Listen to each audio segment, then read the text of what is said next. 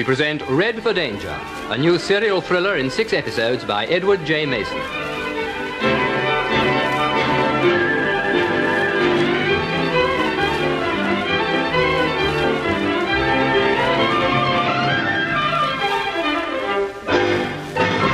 Episode 1, Lady's Invitation.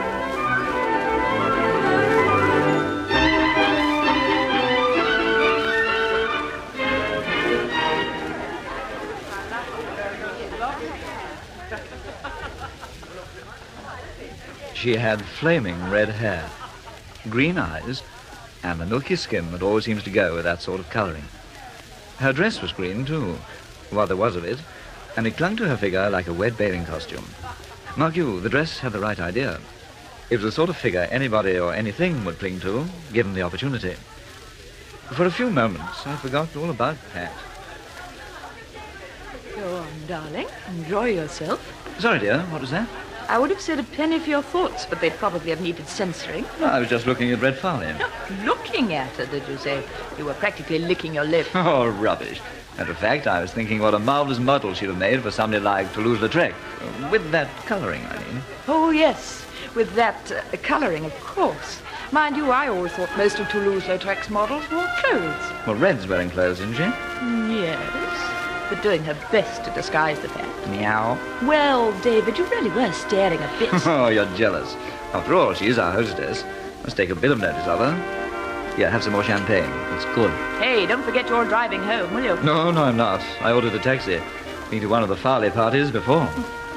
Well, I will say this. When they throw a party, they certainly do it in style, don't they? Uh-huh. This must have cost a tidy bit. Has Paul Farley got such a good job as all that? Oh, he's pretty well off financially, I think. But he's only a research chemist, isn't he? What do you mean, only a research chemist? Don't forget the Astronaut Fund is a big.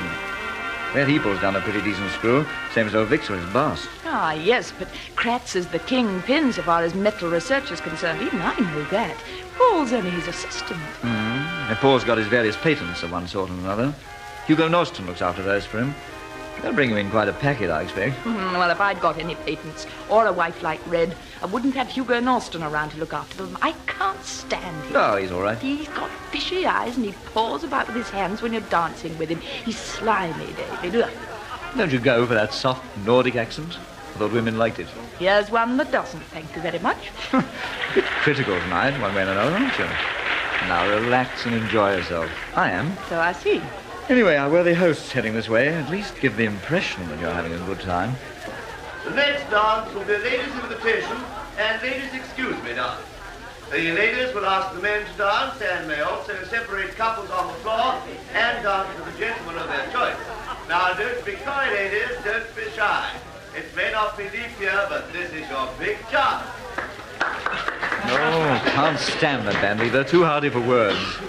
Oh, hello there, Paul. Enjoying yourselves? It's a heavenly party, Paul. I wish we had a wedding anniversary every week. One thing I'm pleased about, Red's enjoying herself. Oh, she always does at a party. That's what I love about Red. The fact that she's the hostess never seems to mar her enjoyment in any way. She always starts the party off in the right mood. Thank goodness. I might tell you I was worried. What about? About Red. She's been having frightful fits of depression. Really? Don't tell her I said so, but she's been scaring all of us stiff. Red? Depression? Oh, I can't believe it. She's the last person in the world, surely. So you'd think. But what would you say if I told you that twice I found her on the point of... Oh, well, let's forget it. This is a party. Oh, now, don't be aggravating, Paul. On the point of what? Oh, I shouldn't have mentioned it. On my mind so much, that's the trouble. Look, have some more champagne. No, thanks. Our glasses are full already. Look, what is the trouble, Paul? She was on the verge of committing suicide. Twice.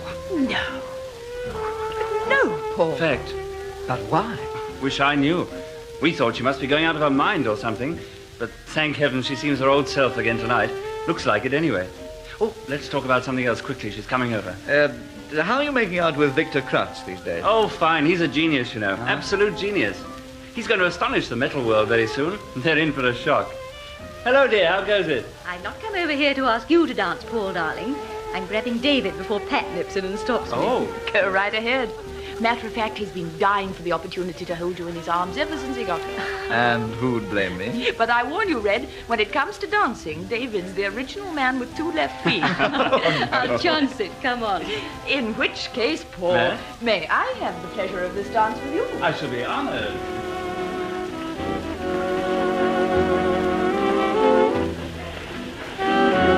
Well, Red, you look very ravishing tonight. Oh, you always do, but tonight particularly so. You say the nicest things. Mind you, this frock is one that was designed to please all the men and annoy all the women. I see what you mean. I bet there are 1 or 2 bitchy remarks being made about it all the same. Still, David, you're a jeweller. Oh, Lord. Damn. Sorry, not to worry. Go on. I'm a jeweller. Well, what's that got to do with the frock? Well, if you've got any particularly appealing pieces of jewellery, you dress your window to show 'em to the best advantage, don't you? Surely. Same with my frock. Really, Mrs. Farley? And you, a respectable married woman? I don't know about a respectable married woman. A very worried one. No, I'm sorry about that. Look, let's go onto the terrace and you can tell me all about it, huh? Anyway, my dancing isn't what it should be.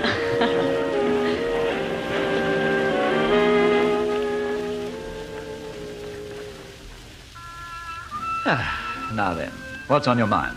What's your worry? No, David, you first. I gather you've something to worry about. Huh? Well, just now when I mentioned about your being a jeweller.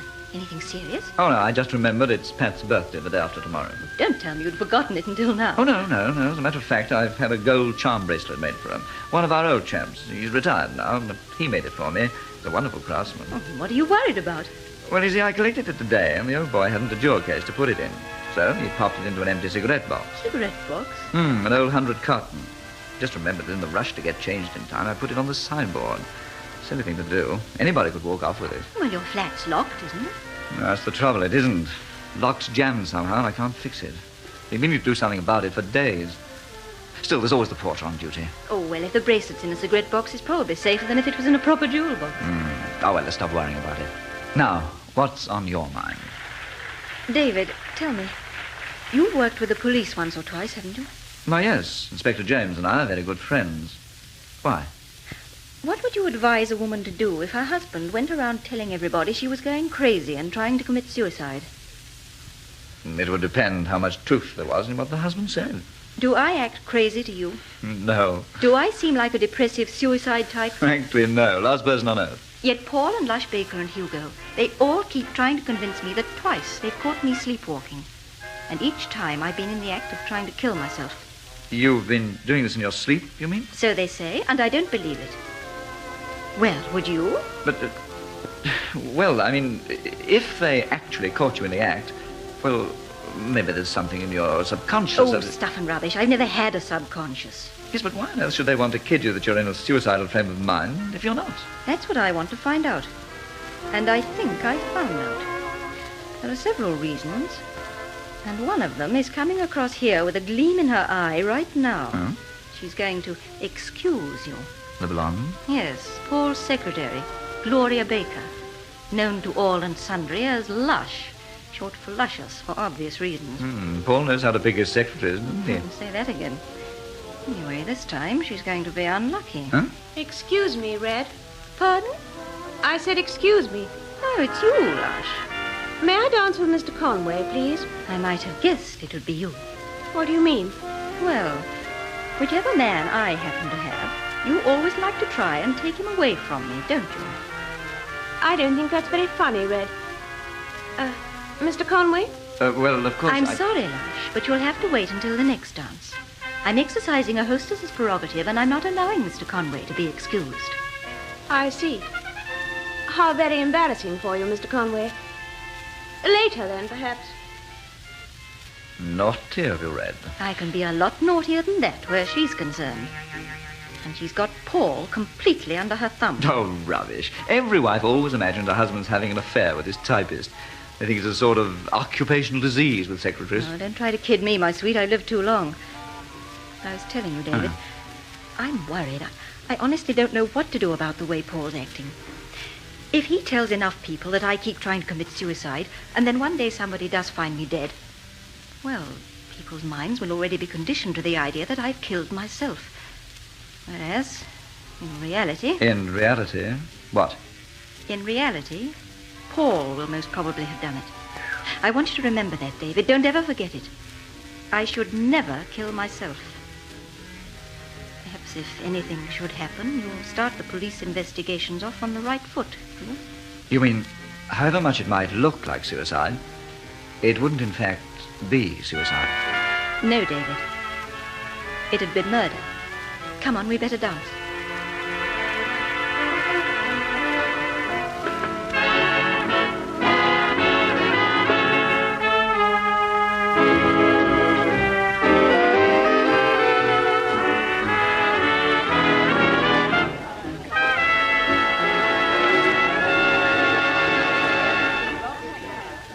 It's understandable, really.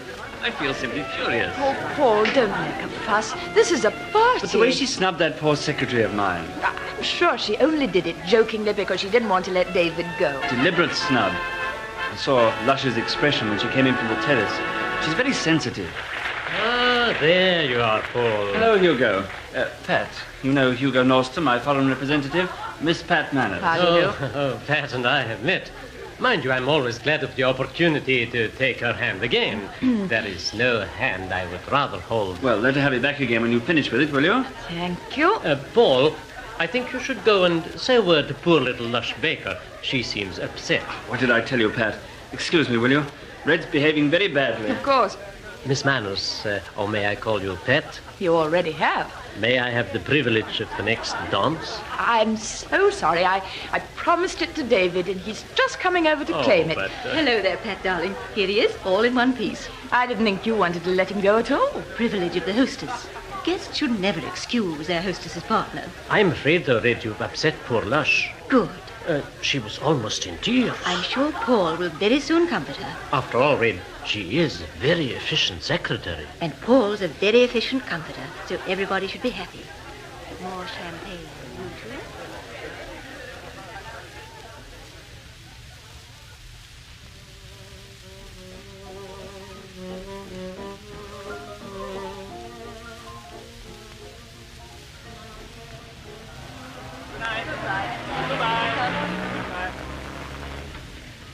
Well, good night, Paul. Good night, Red. And thanks for a wonderful party. Glad you enjoyed it. Night, Pat. Look after him. I will, don't worry. Eh? Me? What's the matter with me? There's nothing the matter with you, David. I think you're sweet. So one gathered. Good night. Your taxi's arrived, Pat. Good night, Paul. Very good party. Oh, good night, sir. Awfully glad you could come after all. Better late than never, Good night, Red, my dear. You look tired now. You should rest more.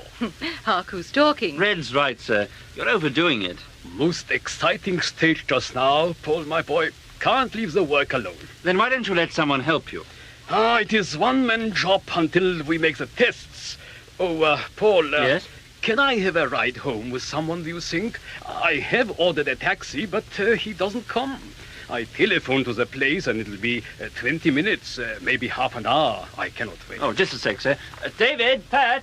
Hello, what is it? You go Edgbaston way, don't you? Sure, why? Could you drop Mr. Kratz? Just off the Hagley Road, and not so very far, really. Why, of course. Be a pleasure. That's our taxi, that one in front. You say Pat's just getting in. That is most kind. Thank you, thank you. Good night again, Paul, and your so charming wife. Oh, good night, sir. See you at the laboratory in the morning. And don't make it too early. You worked late tonight. Research work is like a drug, Paul. Once it has got into your system, you cannot leave it. But take care for your good wife. She looks most weary. Good night, my dear. Good night, Mr. Kratz.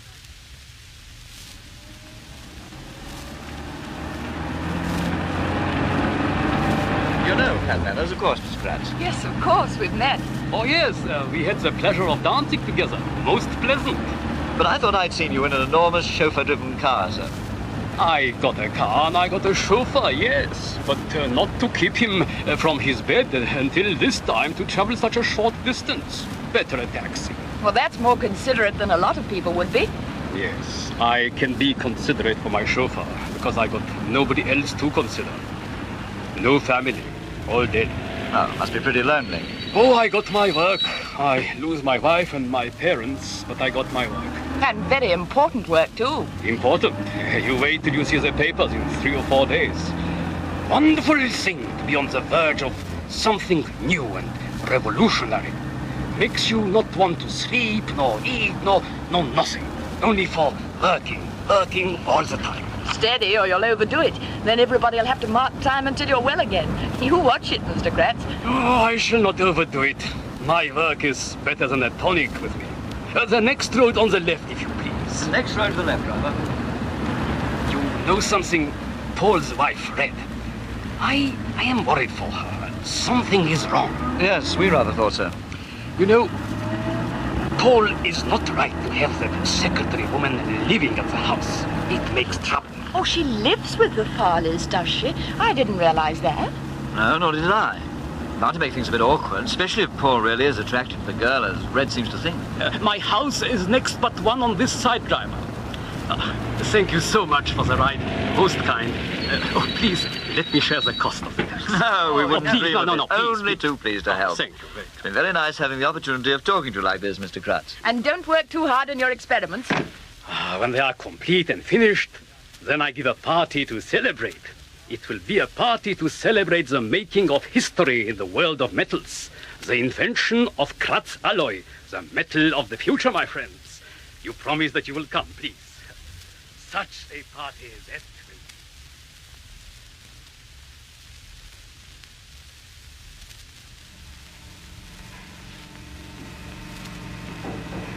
But all I was doing was trying to be polite to my hostess. For Pete's sake, be reasonable, Pat. But you'd think I was having a mad affair with a woman. If you ask me, that's precisely the impression everyone did get. Complete and utter nonsense, and you know it. The trouble is, the champagne's gone sour on you, and you're taking it out of me. There's no need for you to get out on this floor. No, of course, if you're going to be childish about it. Well, your flat is on the floor above.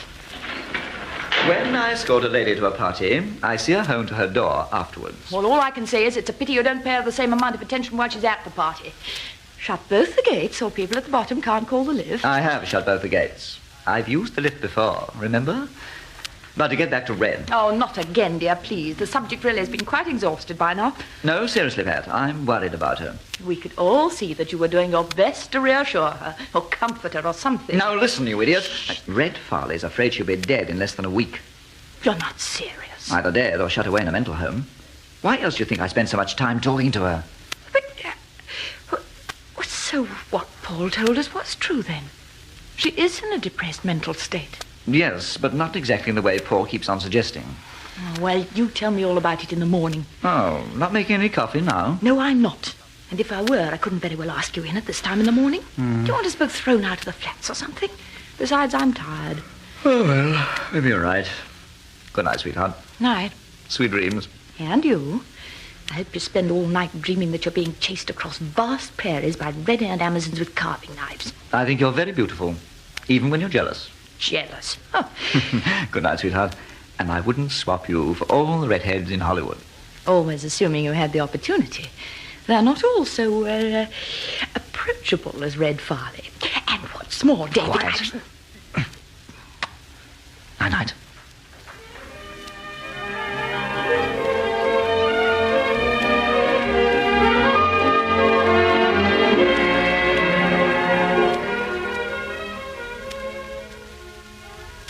I fell into bed and virtually died. I'd had a very late night and quite a fair amount of champagne. And in spite of Pat's earnest hope that I should have horrible dreams, I didn't. Didn't see another redhead all night, with or without carving knives. But somebody seemed to have the idea that I was entertaining a lady with red hair, and not just in my dreams. What the devil? Conway! Open up, confound you. Be here. Blessed divine, no. Oh, what now? Oh, dear. And about time, too. What the dickens do you want, and why... Hey, you might have told me you've got a lady with you. Excuse me while I put on a dressing gown. Morning, Miss Baker. Good morning. That's better. Now, what's all this about? You can't come here at 4:30 in the morning and wake the entire building. You'll get me slung out. Where's Red? I beg your pardon. Look, speak slowly, will you? I'm not very bright yet. What's going on? Switch on the electric fire, would you, Miss Baker? Drink, Paul? Look, Conway, let's stop fooling around. Where's my wife? Well, actually, I know where your wife is. You live with her, not me. At least, that was the impression I got. Let me explain. Paul... Mr. Farley's too upset, and quite naturally. After all, his wife has been behaving rather oddly just lately, and this is just about the last straw, I think. And where do you come into it, Miss Baker, if that's not an embarrassing question? If you're just stalling for time while Red makes a getaway... Oh, stop talking like a fool. I saw Red last when she was with you, saying good night to everybody. Yet her car's outside. Outside where? Outside this block of flats, just a little way down the road. You're sure it's her car? I do happen to know the number of my wife's car. Let me explain, Mr. Conway. Back at the house after all the guests had gone, there was something of a row. Oh, Red was unreasonable and very rude. To cut a long story short, she insisted on sleeping in the guest room. About 4 o'clock, Lush heard a car start up, looked through the window and saw Red's car going down the drive. She woke me and we found that Red had gone. We threw on some clothes, got into my car... And came here. Why? Why come here? We played a hunch. And when we saw her car parked outside, we thought we hit on the right answer. I still think we have. Where is she, Conway? I haven't seen her, and that's honest truth. But just a minute. What about the doorkeeper? The night porter downstairs? Oh, he was fast asleep. Had to wake him. Naturally, he'd seen no one. Yes, but Red didn't even know the number of my flat. There's a huge board downstairs giving the names and numbers of all the residents. Oh, yes, of course there is. But why on earth did you imagine she'd come here? Don't be naive, Conway. It was plain to everyone that you couldn't leave each other alone at the party. Leaving that for the moment. Excuse me while I use the house phone.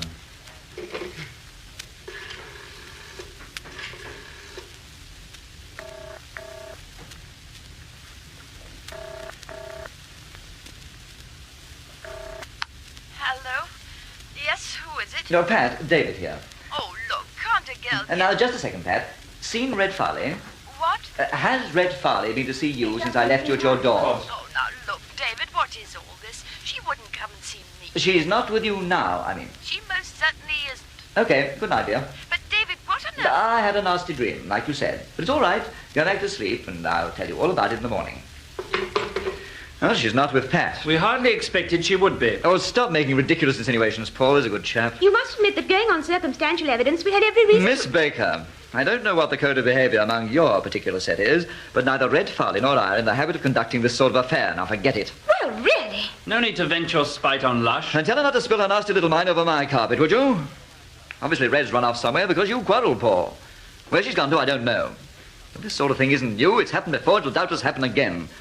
So long as husbands give their wives cause to run away. Now listen, Conway. Not I'm going back to bed. If you've got any sense, you two will do the same. But there's no one else in the house now. Red's gone. So what? I can't stay alone with Mr. Farley. There are dozens of hotels around. Birmingham's full of them. Paul, you're perfectly at liberty to search my flat as much as you like, but Red hasn't been here. I give you my word. Red has been in this room recently. What? Are you calling me a liar? I'm just saying that whether you knew about it or not, Red has been in here recently. What makes you so sure, Lush? I can smell her perfume. It's very faint, but it's there. It's some perfume I gave her for Christmas. It's called Danger. Well, I can't smell it. And even if the flat was smothered in the stuff, I still haven't seen Red. As I say, if you want to make a search... Oh, she'll have gone by now. Does this flat look out onto the main road? Yes. Then we can see from here whether her car's gone. Well? No. It's still there. In which case, all you have to do is park yourselves alongside it and wait for her to come back. Or, alternatively, go back home and sort the whole business out when she returns. But whatever you two do, I'm going back to bed. Good night.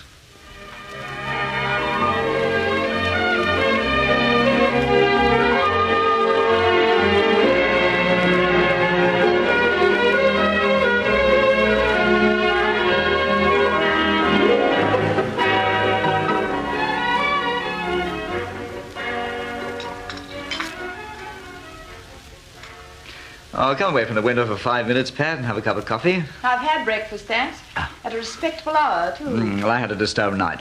So it would appear. But how you can sit there gobbling bacon and eggs when all this mysterious business is going on, I'm hanged if I know. What mysterious business? Well, Red disappearing like this. Look, just because her car's parked there with the lights on at 10 o'clock in the morning doesn't mean to say she's disappeared. She may have other friends beside ourselves living in these flats. She had a row with Paul and probably came here to spend the night. You know, that girl Baker was right, though. There is a very faint trace of that perfume in here, David. Oh, Lord, don't you start. Well, there is. Can't you smell it? No. Lush Baker's been here. You're here now. You all use perfume and so on. But Red's was a distinctive sort of perfume. I think it was... Hello. Police car, David. Just drawn up outside the flats. Huh? It's Inspector James. And he's got Paul Farley and that horrible Hugo Norston man with him. Oh, Lord, now what? Are they coming in? They're in. I bet you they're coming to see you. So, if you've got Red locked up in the trunk, dear, somewhere, you'd better come clean about it. In the middle of breakfast, too. No consideration, some people. That was the lift. They're coming here, all right. I say, you don't think anything serious really has happened to Red, do you? Inspector James wouldn't be working on the affair if it wasn't serious, would he? All of a sudden, I don't like this business, Pat. Let him in, would you? Okay. Oh, good morning, Pat. Good morning, Inspector.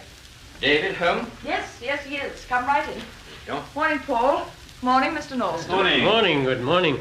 But why so formal, Pat? Last night you called me Hugo. Come in, everybody. What's all this about? A cup of coffee? No, thanks. This isn't a social call, David. Paul Farley's wife is missing. I knew that at 4:30 this morning. But why can't you tell me about it? Nothing to do with me. As I told Paul and his lady friend in the early hours. Miss Baker happens to be my secretary. In which case, I hope she's not union-minded. Why? She works very late hours. This is not the matter for joking, Mr. Conway.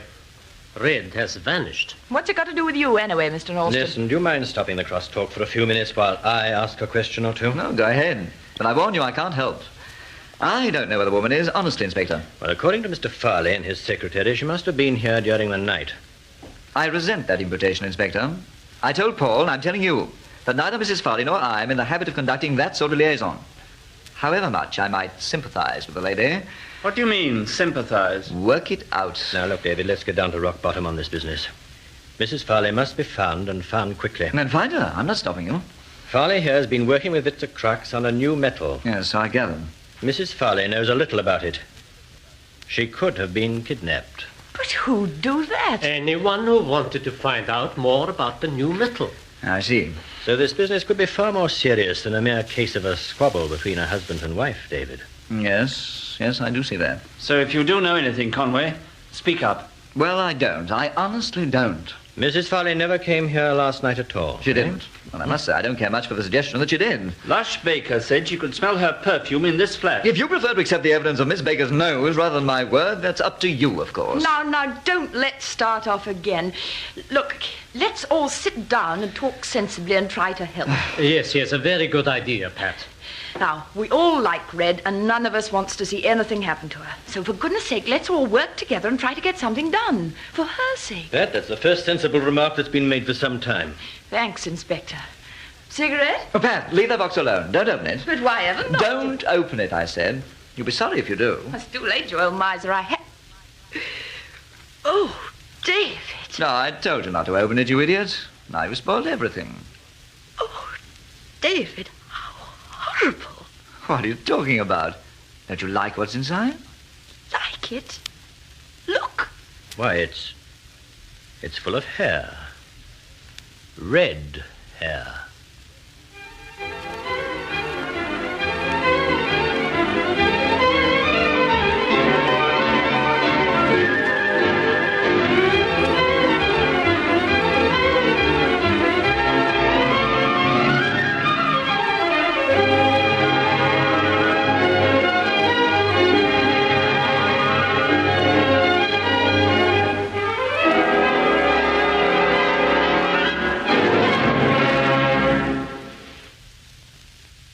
That ends the opening installment of Red for Danger, a serial thriller in 6 episodes written for the BBC by Edward J. Mason and produced by Philip Garston Jones.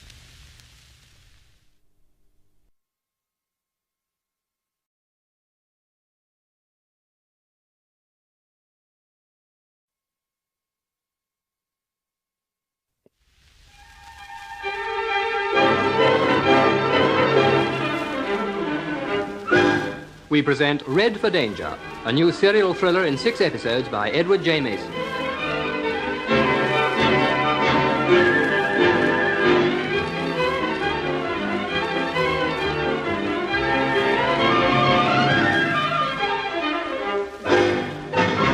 Episode 2, Gold Elephant.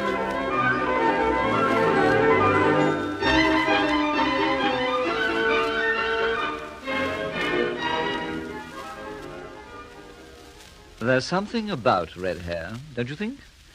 But that only applies to red hair when it's on the head of an attractive woman. When it's been cut off and stuffed into a cigarette box, it loses a great deal of its appeal.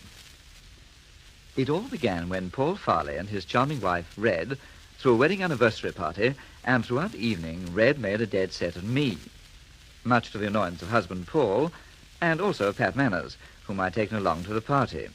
Oh, she's my fiancée, remember? We staggered home about 3 a.m., and the next thing I knew, my door was being hammered by Paul and his secretary, Lush Baker. They were looking for Red, because she'd driven off in her car in the direction of my flat. Her car was parked outside the block of flats, and it was still there next morning when I was having breakfast and discussing matters with Pat. Our chat was interrupted by the arrival of Paul Farley and his Continental representative, Hugo Norston. This time, Paul had also brought along our old friend, Inspector James. They seemed to have the idea that I knew where Red had vanished to, and weren't disposed to believe me when I said I didn't. Which brings me to the cigarette box. It should have contained a gold charm bracelet that I was going to give Pat for her birthday next day, so that when she picked it up and tried to take a cigarette from it, well, I naturally attempted to stop her. After all, the bracelet was intended to be a surprise. Pat, leave that box alone. Don't open it. But why ever not? Don't open it, I said. You'll be sorry if you do. It's too late, you old miser.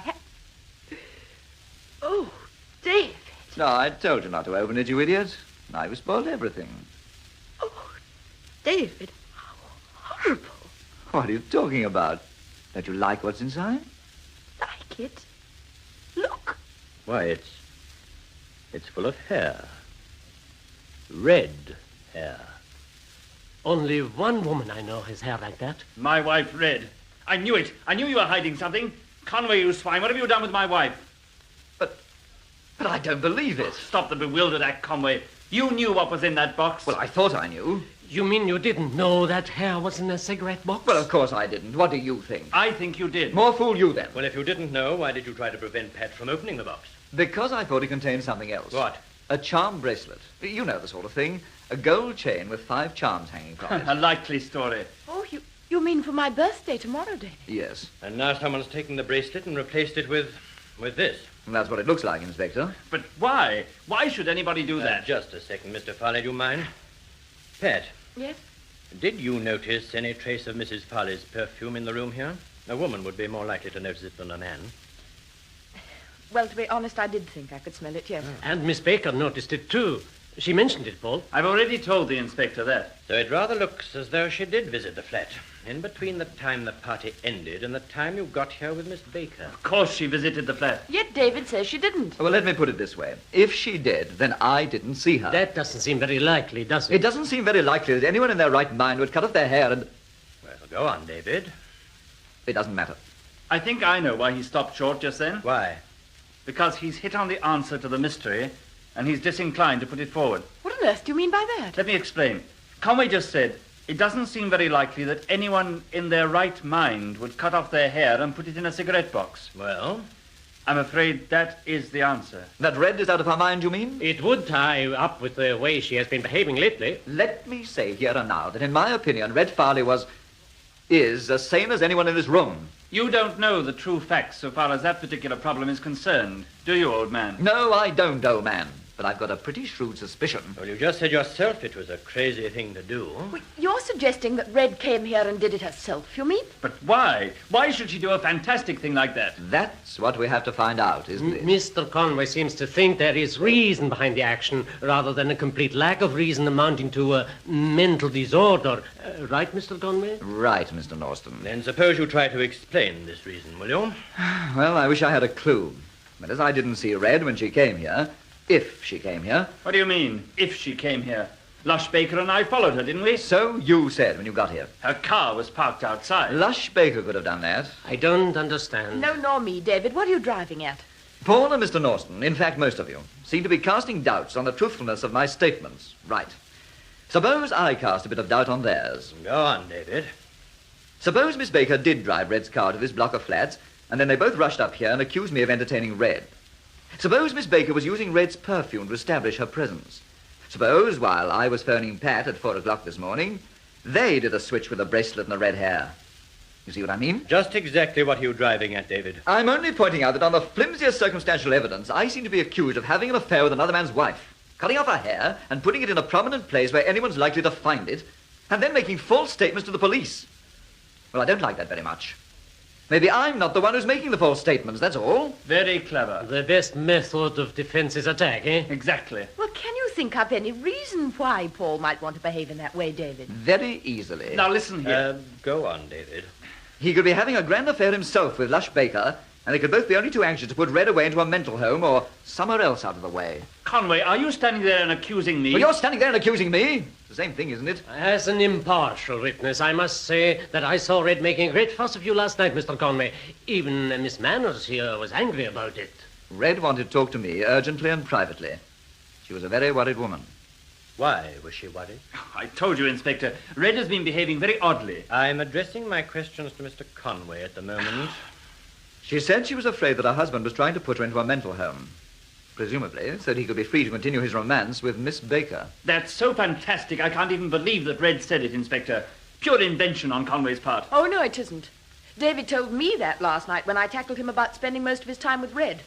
Red told David she was afraid of you, Paul. David just hasn't made that up. Then that only proves once again what we've been saying all along. Poor Red is madly jealous of Miss Baker, and it has turned her brain. The important thing now is that Mrs. Farley is missing. Find her, and most of the other questions will sort themselves out, one way or another. But you surely don't believe these theories of Conway's, do you, Inspector? My dear man, they're no more fantastic than your theories about Mr. Conway, are they? I see. Conway is a friend of yours, of course, isn't he? He is, yes. But continue with any implications of that nature, Mr. Farley, and you won't be a friend of mine. Oh, I beg your pardon, Inspector. Naturally, I'm a bit upset. But if Conway has no idea what's happened to Red, where can she be? We've already put the usual machinery into motion. In the meantime, if you'll carry on at home or at your place of business, and if I should want you, or you, David, I'll contact you. Oh, anything I can do, of course. I'm only too anxious to help. You know that, Inspector. Now, about that bracelet, David. Was it valuable? Well, it was gold, and one or two of the charms had precious and semi-precious stones. It's definitely missing. Of course, it was in that box. Well, you'd better let me have a detailed description, will you? Well, Inspector, Hugo and I will be getting along. Sorry we got a bit hasty, David, but I am rather on edge, naturally. Very understandable. That's all right. Mr. Farley. Yes? Don't worry too much at this stage. I have both your phone numbers in case I want to get in touch. Oh, Inspector, one point. Yes? Don't overlook the suicide angle. She's tried twice already. Oh, Paul, really? I'll bear what you say in mind, Mr. Farley. Good morning. Oh, what about my wife's car, Inspector? Oh, leave it where it is for the time being, will you? I'll see that it's looked after. You're not coming along yet? No. If anything develops, I'll let you know, Mr. Farley. Very well. Come along, Hugo. All right. Morning, everyone. Good morning. Good morning. Well, if you don't mind my saying so, David, you seem to be very determined to make this case far more complicated than it would appear. That's not the attitude you took at first, is it? No. But at first I didn't realize there was a jealousy motive involved. It rather alters things. But you said yourself that Red might be useful to anyone who is interested in this new metal that Paul Farley's been working on. The metal Mr. Kratz has invented. Kratz alloy. Yes. Yes, that's the real worry. Does Paul himself think it's anything to do with the new metal? Red disappearing, I mean. No. No, Farley's convinced she's gone off the rails mentally, as you heard him say. Inspector, last night Red Farley said, David, if anything should happen to me, no matter how much it may look like suicide, it won't be suicide. It'll be murder. And Paul most probably be the murderer. Yes, well, you know, David, that does suggest a mind that's a bit near the edge, doesn't it? Yeah, persecution mania, Pat. It's often found in cases of this sort, especially where jealousy is involved as well. But why did she come here? Why did she cut off her hair? Why steal the bracelet? For what conceivable use could that be to her? First things first. Now, could she have gained admittance to this flat without you letting her in yourself? Oh, yes, the lock's jammed. They meaning to get it fixed for days. But Red didn't know that. Oh, she did. I told her at the dance. Well, really, Now, David. hang on, sweetheart. Don't jump to any conclusions. Yes, I do see Pat's point. I told her about the lock at the same time that I told her about the bracelet being in a cigarette box on the sideboard. Told her that too? Why? Well, you see, as I was dancing with Red, I suddenly remembered that that's what I'd done with it. Well, she'd said she was worried. I was trying to take her mind off her anxieties, so I said I had worries too, and that was one of them. That's interesting. But why come here and go off again without saying anything? Yes, and why cut off that wonderful hair? That's what I keep coming back to all the time.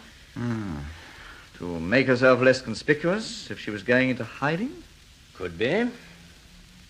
Do you happen to know her history? History? Her war history.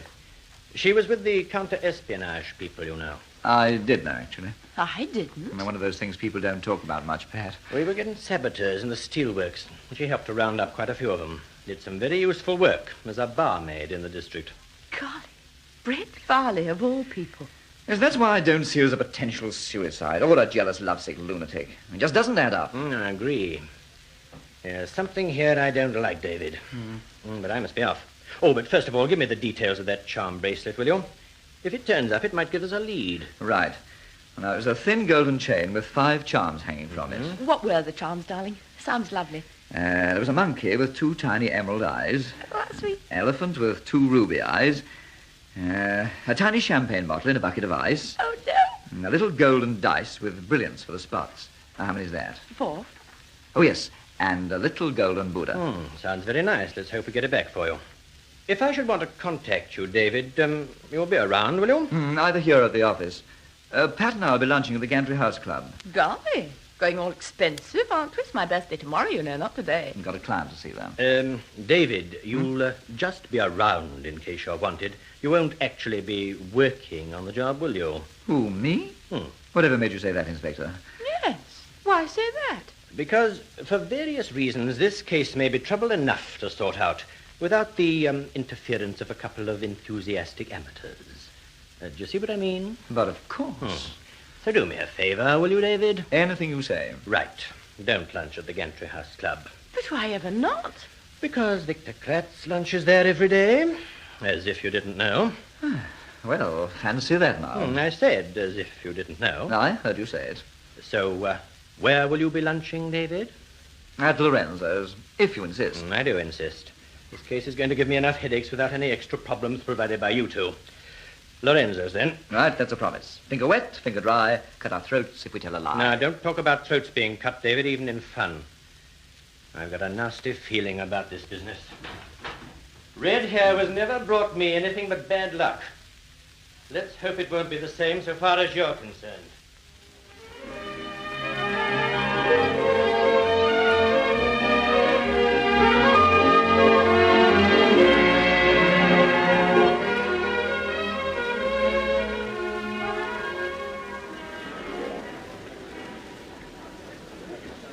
You know, David, I could easily have cooked something in the flat. Saved all the expensive lunching at this place. We said we'd lunch at Lorenzo's, so here we are. Now, our guest should be in the bar. Guest? What guest is this? A chap I invited to lunch. But who? You never said. You'll see. Oh, there he is, look, at the far end. Where? But... Oh, dear. Good morning, sir. Jolly good of you to come. Nice of you to ask me. What a business, Mr. Conway. What a trouble.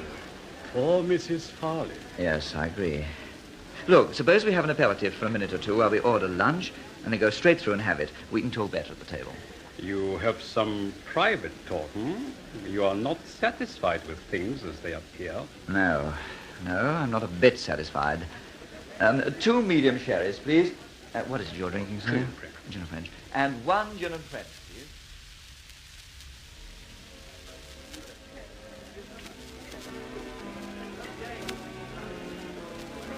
And so you see, I know the whole story so far, Mr. Conway. Do you think Red Farley is mentally unbalanced? Or that she's killed herself? As to that, I can only accept the judgment of those who are closer to her than myself. They have evidence... Which I, for one, can't accept. Then you must have a reason.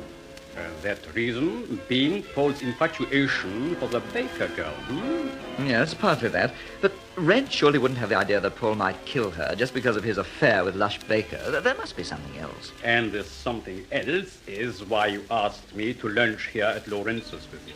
So? I just don't see how Mr. Kratz can be involved. Well, what I want to ask you is this, sir. Would Red Farley know enough about your new metal to make it worth anybody's while to kidnap her? Most decidedly not. Even if Paul himself were kidnapped, no one would be any wiser. It is I they must kidnap. All right, put it another way. Suppose someone approached you and offered you Red's safety in exchange for any information. What would be your reaction? I should be regretfully sorry for Mrs. Farley, but I should be unable to help. My new formula is worth more than one person's life. Even if they threaten torture and so on? It would not alter my frame of mind. What if they did kidnap you? I am an old man. Oh, you're not old. Oh, let us say old in experience and in sadness, Miss Manners. The one thing I live for is the completion of my work which belongs to this country. No amount of persuasion would force me to hand over this work to anyone else. Rest assured of that. All of which makes it very doubtful that Red's disappearance has anything to do with Mr. Kratz and his new metal. Unless, of course, they think that Paul Farley might have the necessary information and be prepared to hand it over in exchange for his wife. Not much chance for that, I would say. Well, thanks very much, Mr. Kratz. And I won't spoil your lunch by asking any more questions. All your theories exploded, David? Back where you started? No, not quite. But they've narrowed down to one theory now. One theory that would fit all the circumstances and explain everything.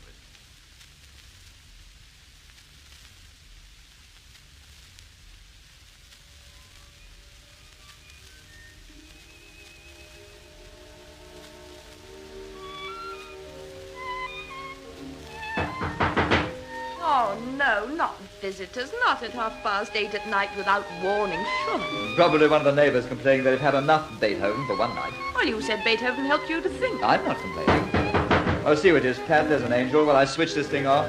Oh, one thing, there will be somebody to talk to.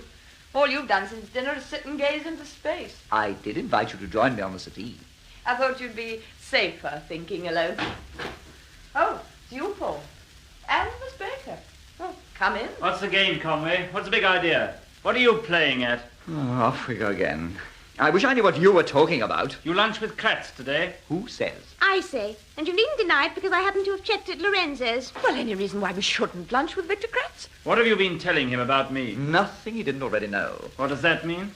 We talked about Red's disappearance, but he already knew all about it. Mr. Kratz has been most distant towards Mr. Farley and to me all the rest of today. So we think you're responsible. Well, I can promise you we're not. Why lunch with Kratz, anyway? What has he got to do with anything that's happened? Nothing at all. Then why see him unless you're trying to turn him against me? Just as you tried to turn the inspector against me with your phony deductions. No, sit down for a minute and have a drink. We don't want to sit down, thank you. I was speaking to your employer, not to you, Miss Baker. Oh, Paul, speak... All right, Lush, all right. Hold on a minute. Now, look, Conway. You said something at lunchtime to Victor Kratz, and as a result, his whole attitude towards me has changed. Well, he's almost suspicious of me. Surely not. How did you know we'd lunch together, anyway? I wanted to contact Mr. Kratz at lunchtime, and I tried the Gantry House Club. Then his secretary told me he was lunching at Lorenzo's. With you. Anyway, you must have said something. Kratz's whole attitude towards me has changed in a few hours. And I'm making an official complaint to Inspector James about it, I warn you. Oh, don't be so pompous, Paul. I'm just not standing for this sort of thing. My whole job depends on my working amicably with Kratz. Well, if you're so sure something's wrong, why not ask him what's the matter? Why come to us? Because I can put two and two together. That's why. No, excuse me.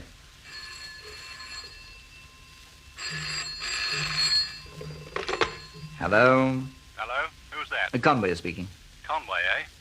This is Johnny Johnson.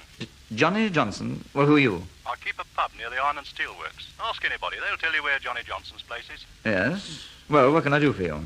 I'm doing something for you.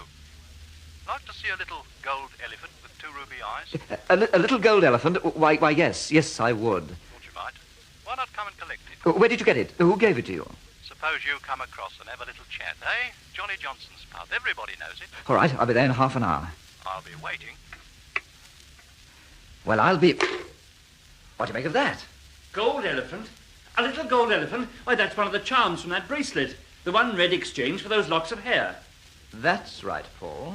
But, David, who's got it? Johnny Johnson. Whoever Johnny Johnson is, he keeps a pub. Everybody knows Johnny Johnson's pub. It's by the works. Has he got it? The gold elephant, I mean. Well, it seems like it. Then what are we waiting for? Bring your car and follow ours. Well, we could all go in one car for that matter. Oh, better bring yours. Lush and I will probably be going into the works afterwards. And in any case, we shouldn't be coming back this way. Of course, we'd hate to interrupt anything, naturally. Come on, David, don't sit there thinking. This is exciting. We might be on Red's trail at last. Sure, I'm coming. All right, let's go. Tell the hall porter to phone the police and leave a message for Inspector James to let him know where we are. I'll get my hat and coat. As you say, Pat, this could be exciting.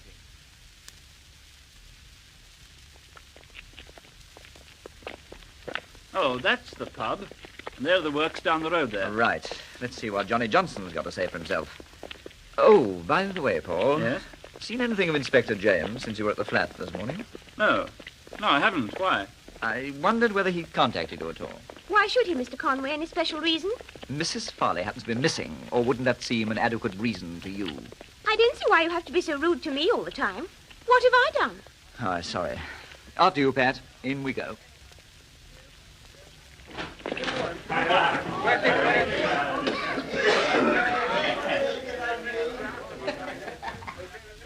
We're being inspected by the regulars. Don't take any notice. Oh, let me get these. What do you have? No, this is my shout.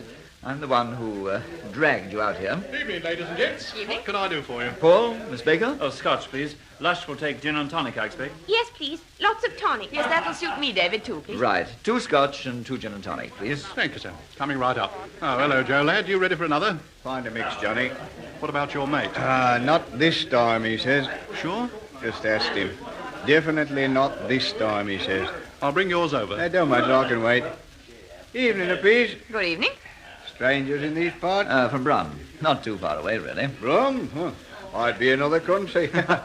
Different as York and she, so far as the Black Country's concerned. That's right, Johnny, eh? Right enough, Joe. Here you are. Here's your pint of mixed. Tell your pal I know just how he feels. Too many in one night can give you an awful headache. My oath. Johnny. I'll finish my game of dominoes with the whole misery there. Got hangover, he has. Party last night. Bloke getting married. Poor perisher. That's nothing to have a party about. I could have told him that. Slavery, that's what marriage is. Slavery. And there you are, sir. Ah, good. 2 scotch, 2 gin and tonics. 8 shillings altogether. Soda or water on the table there. Thank you. My name's Conway, David Conway. Oh, yes, sir. Pleased to meet you. You're Johnny Johnson, aren't you? That's right, sir. That's me. Well, you phoned me half an hour ago in connection with a little gold elephant, remember? I beg pardon, sir. Come again. About half an hour ago, you phoned me in connection with a little gold elephant with 2 ruby eyes. Not me, sir. But you're Johnny Johnson. Lots and lots of Johnsons about. Very common name. Hey, Pat, Paul, here a sec. What did we come here for? Because this chap phoned you. Yes, what about? About the gold elephant. No, sir. I'm very sorry, but it wasn't me. Oh, Johnny Johnson's pub near the Iron and Steel Works. That's you, isn't it? That's me, all right, but I never made any phone call. I've been serving in the bar all night. Ask anybody. Look, I can even recognize your voice. Nothing particularly unusual about my voice, sir. Somebody's been having you on, I reckon. You mean you know nothing about any gold elephant? But that's ridiculous. Well, if anybody should know, he should, shouldn't he? Thank you, miss. I'm sorry about all this, but it looks like a practical joke to me. Some people have got a funny sense of humour. Ever meet anybody with flaming red hair? Red hair and green eyes? Ever see a woman like that in this pub of yours, Mr. Johnson? Not since the war, sir. During the war, we had a barmaid working here, name of Railton, Red Railton. We called her Red because of her hair, you know. Railton was my wife's maiden name. Get away now, sir. We got a picture of her behind the bar here, look. There she is. That's Red, all right. She's vanished, Mr. Johnson. She's what? She's missing. Why, that's bad, sir. Always such a bundle of life, Red was. Great favourite with the regulars here. I hope nothing's happened to her. Anything I can do to help? Well, we were hoping you'd be able to help us because of the phone message. Ah, that's a mystery and no mistake, that is, sir. Funny they should mention this very pub. Anyway, you've not seen her and you know nothing about a little gold elephant. Nothing at all, sir. I'm sorry. I only wish I could help. But if you do find Red, tell her Johnny wishes to be remembered very kindly to her, will you? Yes, sir. What's yours? Stout bitter, please. Very good, sir. 1 bitter, 1 stout. So where do we go from here? Oh, home, I suppose. No point in sticking around. Of all the disappointments, I really thought we were on to something. Can't understand why we got the phone call, can you? I mean, of all the places to suggest we should come, this very pub where Red used to work. Now, whoever made the phone call must have known that. There must be a connection of some sort. I don't get it. I really don't get it at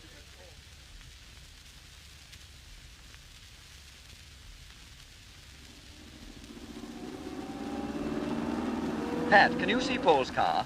Yes, he's turned off. Taken the Walsall Road. Sure? Yep. Going back to the pub? You bet. Thought you would. That chap, Johnny Johnson, was lying. You think so? Certain of it. He made the phone call, all right, but he wouldn't talk while Paul and Lush Baker were there. That's the answer. Bet you any money. I couldn't agree more, David, and I can tell you why, too. Huh? Did you hear that other man order a pint of mixed and say that his pal wouldn't drink? Not this time. Yes, 2 men in one night can give you a headache, eh? That was a signal from Johnny to keep his mouth shut, you think? I know it was. Well, you don't know. You suspect. I know, I tell you. Come on, David, quick, let's get back there before it's too late. Well, I'm turning as quick as I can. Hey, mind, there's a car coming. Watch it, David. Oh, heck, I didn't see that one. Oh, bet he said a few words. You nearly turned right across his bonnet. Okay, now. Now, what's your little hunch? Wait till we get back to the pub. I noticed something you didn't. And I noticed something you didn't. You know the little gold elephant? Yes. How did Paul Farley know anything about it? As soon as I mentioned the word gold elephant, he knew exactly what I was talking about. How? Well, you told him this morning. Oh, no, I didn't. I told the inspector after Paul and Norton had left. Of course, that's right, so you did. And Paul hasn't seen the inspector since because you asked him. Now, that's odd. Very odd. Yes, but I know something that's even odder. Step on it, David. We might be too late.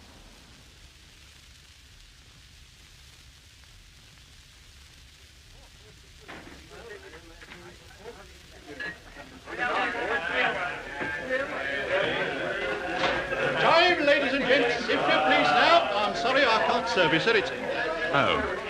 It's you two again. The name's Conway, remember? And this is Miss Manners. Well, of course I remember. I've been expecting you. You have? Come on through into the living quarters. Good. Carry on clearing them out, George. It's past time. This way, Mr. Conway. Now then, where were we? It was you who phoned, wasn't it? Correct. And you've got the little gold elephant? Correct. And you know where Red Farley is? Correct again, David. What makes you so sure, miss? Because a quarter of an hour ago in your bar parlour, there was a man sitting playing dominoes. He refused to drink because he'd got a hangover. He was holding his head, so I couldn't see his face, but as I went out, I saw his eyes. Oh, you did? Yes. They were bright green. What? It wasn't a man at all. It was Red Farley disguised as a man, correct, Mr. Johnson? Correct, Miss Manners. Where is she now, then? Try the room down there, first on the left. Ah, so you were right, Pat. Well done. Oh, now then, Red, why on earth do you... But I don't understand. Is this a joke? What is the matter, Mr. Conway? You looking for somebody, maybe?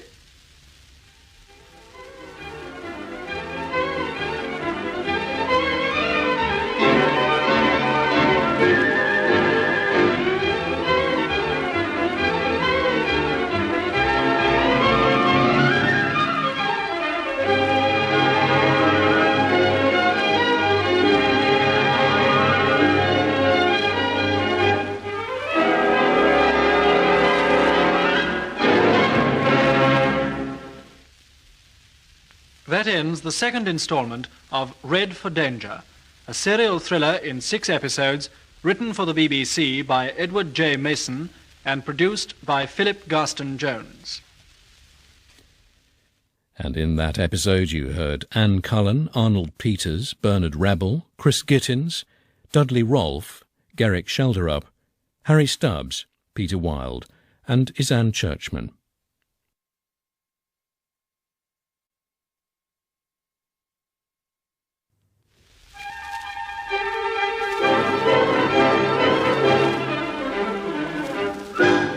We present Red for Danger, a new serial thriller in 6 episodes by Edward J. Mason.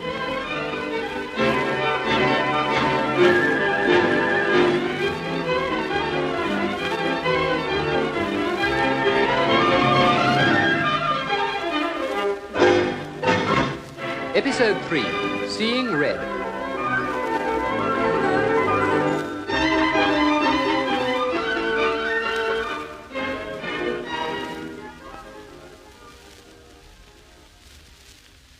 It's a disturbing, blood-quickening sort of feeling when you've had a hunch and you followed it up and found out that your hunch was right. Hey, now, just a minute. It was my hunch that Red Farley was in Johnny Johnson's pub disguised as a man. Well, that's true, but in any case, I was going back to see Johnny Johnson, you know that. Yes, but fair's fair. I spotted Red in spite of her disguise when we were in the pub with her husband and Lush Baker. Yes, I grant you that. But you didn't know who was going to be waiting for us back at the pub, did you? Neither did you. All right, let's recap for a minute. Paul Farley was a research chemist working as assistant to Victor Kratz. Kratz being the chief metallurgist at the Astron Iron and Steel Works. He was practically at the climax of his research into the production of a new super metal which he called Kratz alloy, and which he said would probably revolutionize aircraft and tank production. It was also a top-secret metal for which a good many other countries would give their eye teeth if they had half a chance. So, when Red Farley, Paul's attractive red-haired wife, vanished, after first cutting off her beautiful hair and exchanging it for a gold charm bracelet, which was in a box in my flat, our old friend Inspector James of the CID was called in to look into the matter, just in case there should be any tie-up between the secret metal and Red's disappearance. Mind you, Paul Farley said that Red had been behaving very strangely just lately. He tried to give the inspector the idea that Red was crazy and that she'd most probably committed suicide. A theory which I discounted, because only the night before she disappeared, she told me that Paul was deliberately spreading these rumors in order to get rid of her. Anyhow, we were discussing it at my flat when Paul and his secretary, Lush Baker, arrived to find out what we'd been saying to Victor Kratz. They seemed to think we'd been discrediting them with the old man. At this point, we had the phone message from Johnny Johnson asking us to visit his pub and collect one of the charms from the gold bracelet, a small gold elephant with 2 ruby eyes. So Paul and Lush Baker came with us. We couldn't very well stop them. After all, Paul was Red's husband. But as soon as this Johnny Johnson saw Paul with us, he denied all knowledge of making any phone call or of finding any gold elephant. Both Pat and I thought he was lying. So, having got rid of the other 2, we went back to the pub. Time, ladies and gents, if you please now. I'm sorry I can't serve you, sir. It's you 2 again. The name's Conway, remember? And this is Miss Manners. Well, of course I remember. I've been expecting you. You have? Come on through into the living quarters. Good. Carry on clearing them out, George. It's past time. This way, Mr. Conway. Now then, where were we? It was you who phoned, wasn't it? Correct. And you've got the little gold elephant? Correct. And you know where Red Farley is? Correct again, David. What makes you so sure, miss? Because a quarter of an hour ago in your bar parlour, there was a man sitting playing dominoes. He refused to drink because he got a hangover. He was holding his head, so I couldn't see his face, but as I went out, I saw his eyes. Oh, you did? Yes. They were bright green. What? It wasn't a man at all. It was Red Farley disguised as a man, correct, Mr. Johnson?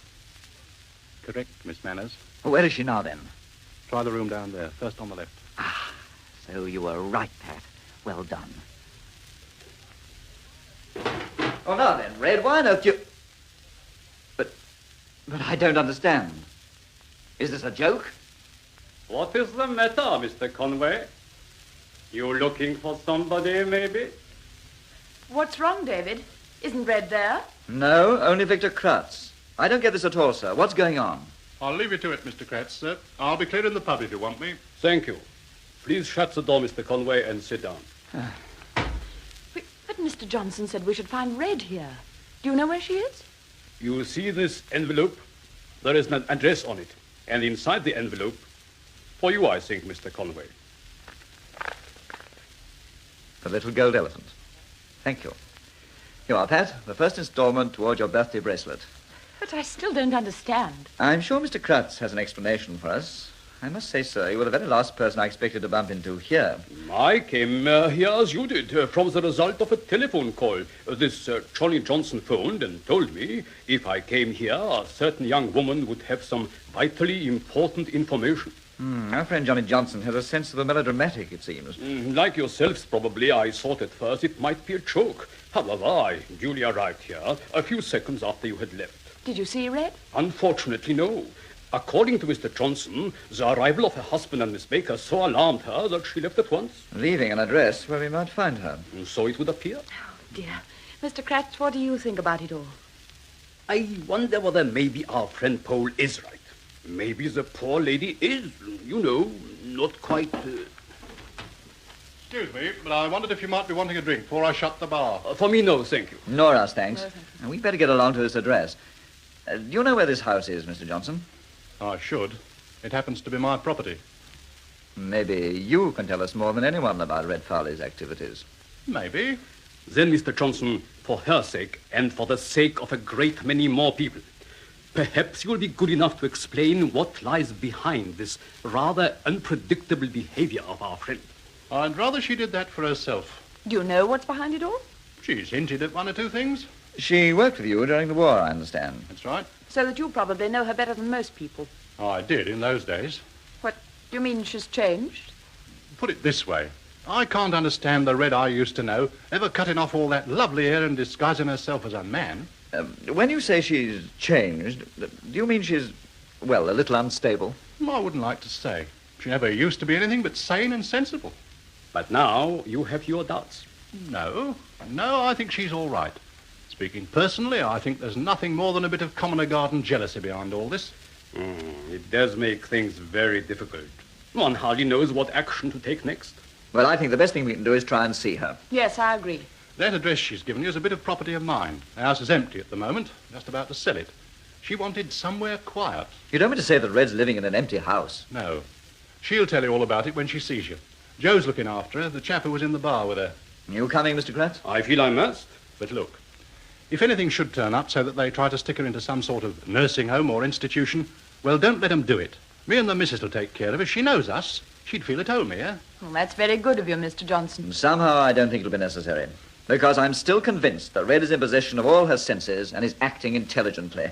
I'm convinced. That's the spirit, sir. With a few pals like us round her, she'll be all right, don't you fret. Now then, let me tell you how to get to this place. It hasn't been empty more than a few days. I'll let you have the key. When you go out of the pub car park, you turn sharp right.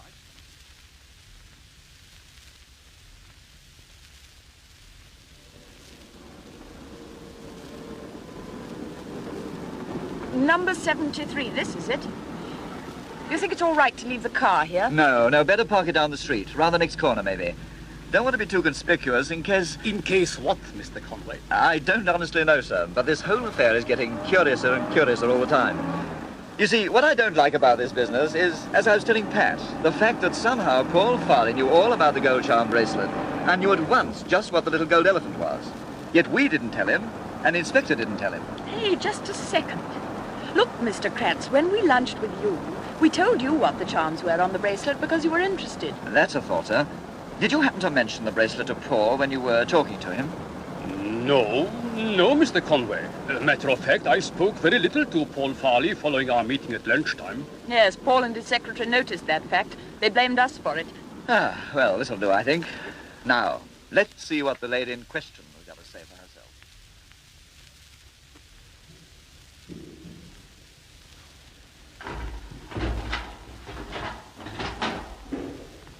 Try the light switches, David. Can't see him. Hang on a sec. Here we are.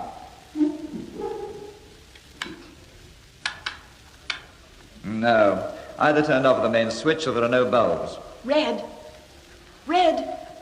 Are you there, Red? You don't suppose maybe she is here, but cannot answer? That's a cheerful thought. Better try all the rooms in case, though.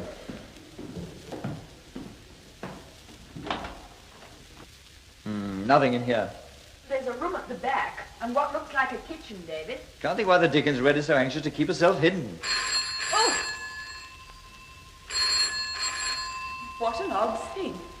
An empty house, yet still connected by phone. Probably a wrong number, or someone who didn't know the people had moved out. Soon see, anyway. Hello? That you, David? Red? Red Farley? Yes. You mean it's actually Red? My goodness. David, it is you. Yes, sorry, Red. Just getting my breath back. A bit of a shock. Now, what on earth is all this about? Mr. Kratz is with you, isn't he? Yes, he's here. Do you want to speak to him? Just a minute. Where are you, and why haven't you met us here as arranged? I'm speaking from a call box. I didn't stay at the house because you've been followed, David. Followed? There are 2 men outside the house waiting at this very minute. Probably my husband and Hugo Norton. But what's going on? Oh, I know everybody thinks I'm raving mad, David, but you must trust me and help me as much as you can. What do you want us to do? There's a big circus on the waste ground near the Astron Works, about half a mile along the main Walsall Road. Yes, what about it? The last performance finishes about 10:45. Can you come along there, David? Mingle with the crowds and I'll pick you up somewhere near the main entrance. Yes, but why all this secrecy? Cutting off your hair, hiding like a criminal. It's such a mistake, Red. People think... Yes? People think what? No, nothing. People think it proves I'm crazy, you mean? Well, you said it, not me. Listen, tell Victor Kratz the reason I'm doing all this is because I'm afraid for my own life and for his. But, Red, the police will... The police are firmly convinced that I'm crazy, thanks to Paul. Whatever happens, make sure Paul or the police sure you're not scared to that extent. I don't want to die yet, thanks. But one further word to Kratz. Tell him that someone else has already been notified in detail of all his research work up to Formula AX3. Just tell him that. It'll be enough. See you later at the circus. But Red... Oh, she hasn't rung off. She has, you know. What did she say? What explanations? Couldn't you hear? No, it was distorted to me. You hear what she said, Pat? Some of it. Do you know, David, I'm not sure whether Red... Quiet a minute. Somebody coming. Nobody knows we are here except the man Johnson. Red said we were being followed and watched. With this type of lock, they won't be able to force their way in without a key. Well, whoever it is, they're not stopping. Probably a policeman. But she did say we were followed.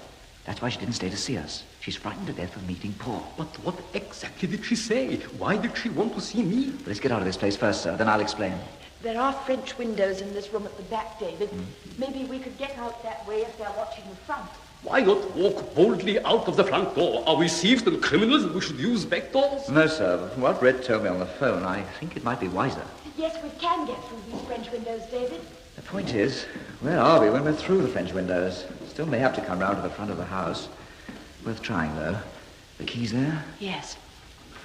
For myself, I would prefer to hand the matter over to the police and leave things with them. I do not like this. I have a message for you, sir, from Red. Might alter the complexion of things as far as you're concerned. A message? In what connection? In connection with Kratz alloy. What has she to say? Tell you all about it when we're back in the car. After you, sir. Like thieves in the night. Shh, quiet a second. What's wrong? Thought I heard something. So you did, my dear. What is happening? I do not understand. Looks as though Paul Farley and his friend Mr. Norston were waiting for us. Get back into that room. Who do you think you're talking to? I'm talking to you. Paul, please, would you mind to explain? With pleasure, Mr. Kratz. Paul's quarrel is not with you. Oh, no, of course it isn't, sir. But these people have gone a bit too far this time. They're staying here until the police arrive. I shall please myself what I do. I'm ready, David, if you are. You go look after the girl, will you? Gentlemen, please. It's no use trying to argue with these two, sir. Inspector James is on his way down to this district. I'm determined to keep them here until he arrives. For what reason? Several reasons. But principally because I want to know where my wife is. Conway knows he's in touch with her, but he refuses to help me and the police to trace her. Not without very good reason. We'll see about that. Now then, are you going to wait here quietly until James comes, or do we have to get rough? I'm afraid I can't stay. I have an appointment. Look, Conway, you've been leading me a hell of a dance ever since Red disappeared. Just what your object is, I wouldn't know, but I've had enough. Hugo, phone through to that pub. There's a phone in the other room, and leave a message that we're all here. Oh, come along, Pat, and you, Mr. Kratz. We've no time to waste here. Do you not think it would be better to wait for the police and place everything in their hands? Much better, sir. That's exactly what we propose to do. I didn't want to be melodramatic, Conway. Paul, have you gone mad? Put away that gun, or there might be a dreadful accident. Oh, Conway and his lady friend are staying right here until the police arrive. Sorry, sir, but if they won't cooperate one way, they must be made to do as they're told another. It's one thing to produce a gun, quite another to use it. Mr. Conway, please, don't provoke Paul. I'm not provoking him, sir. I just haven't time to hang around. Are you coming with us, or are you staying here? I think we should see the police. See you later, then. Come on, Pat. Don't worry, he won't shoot. It'll be cold-blooded murder. I don't think even Paul's got around to that yet. I warn you, Conway. Oh, stop playing cops and robbers. You're a grown man now. Hugo, stop him. Don't let him walk past you. Now, look, Conway, and you, Miss Manders... Let go my arm. Do you mind? You're completely in the wrong. I refuse to let you go until... Oh, golly, David, that's done it. Mr. Conway, have you gone mad? I call you to witness, sir, that Conway resorted to violence. David, be careful. Let go. Let go. Oh, my wrist. I didn't want to start all this. Your idea. Here, Mr. Kratz, you better keep this gun. Be safer with you than with Paul. Thank you. And when he's finished nursing his wrist, ask him how he knew there was a phone in the front room of this empty house, and how he knew it was still in working order. I'll be intrigued to know the answer. See you later. Come on, Pat. Let's go.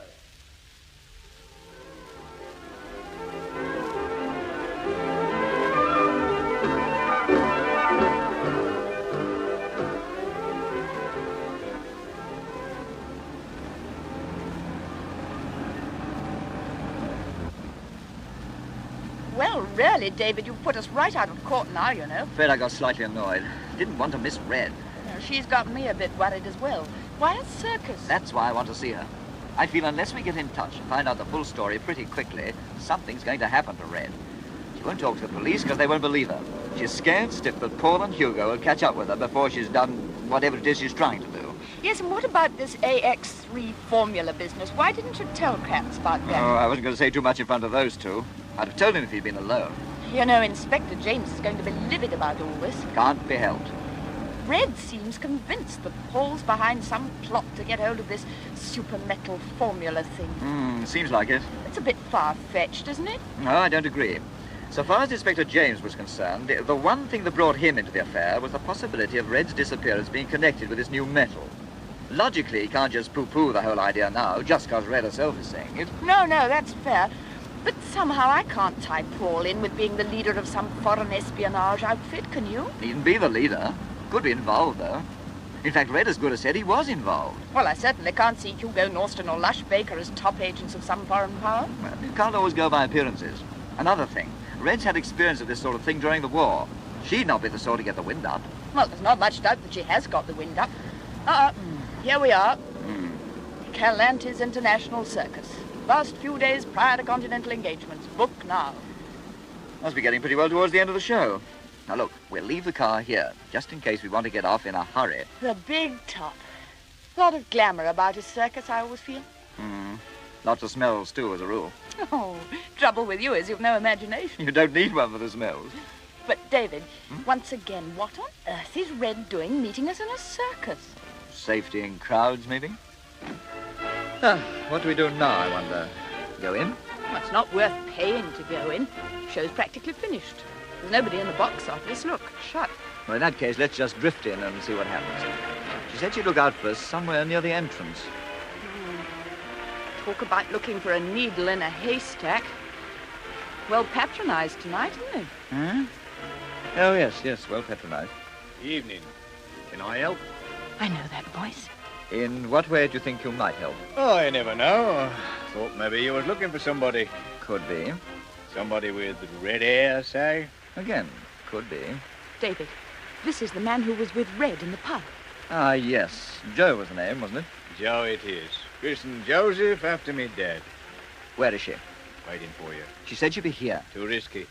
Why'd I want to do folks coming along that she wasn't expecting, like, see? Same as at the pub. No, not this time. You see that small tent over there? Yes.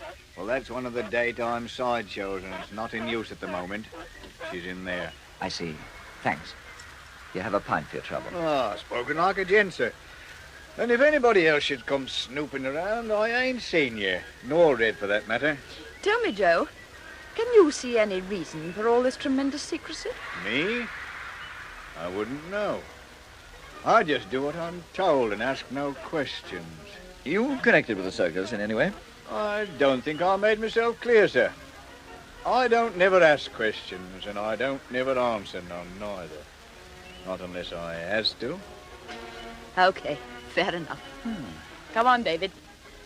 I only hope there's nobody waiting with a knife. If there is, you'll probably have more idea of how to use it than Paul had with his revolver. Yes, I thought you were a bit rash the way you stepped across to him. Frightened me to death. He hadn't put off the safety catch. Oh. Don't think he even knew the gun had a safety catch. Obviously not trained in the schools, the best type of film thriller. Let's go in, shall we? Now, careful, David. Anybody home? There is someone here, David. Look, far corner. Who's there? David and Pat. At last. Well, Red, you've given us 1 or 2 heart attacks in the past 24 hours. Now, what's going on? Oh, Red, just look at you. All that beautiful hair gone. Oh, that doesn't matter. It'll grow again. Providing I've still got a head for it to grow on by the time we're through with this lot. Where's Paul? We're waiting back at the house for the police. You're sure? No chance of him showing up here? Well, he doesn't know we've come here. Incidentally, Red, why have we? Why a circus of all places? Because I'm hiding out here in one of the caravans. Friend of Johnny Johnson's. Not Joe, the character we just met at the entrance. Oh, no. One of the circus artists, Bella D'Amati. How on earth did you get to know her? I went to Johnny for help. Asked him to hide me. He thought I'd be safer with Bella. Didn't think people would look in a circus for me.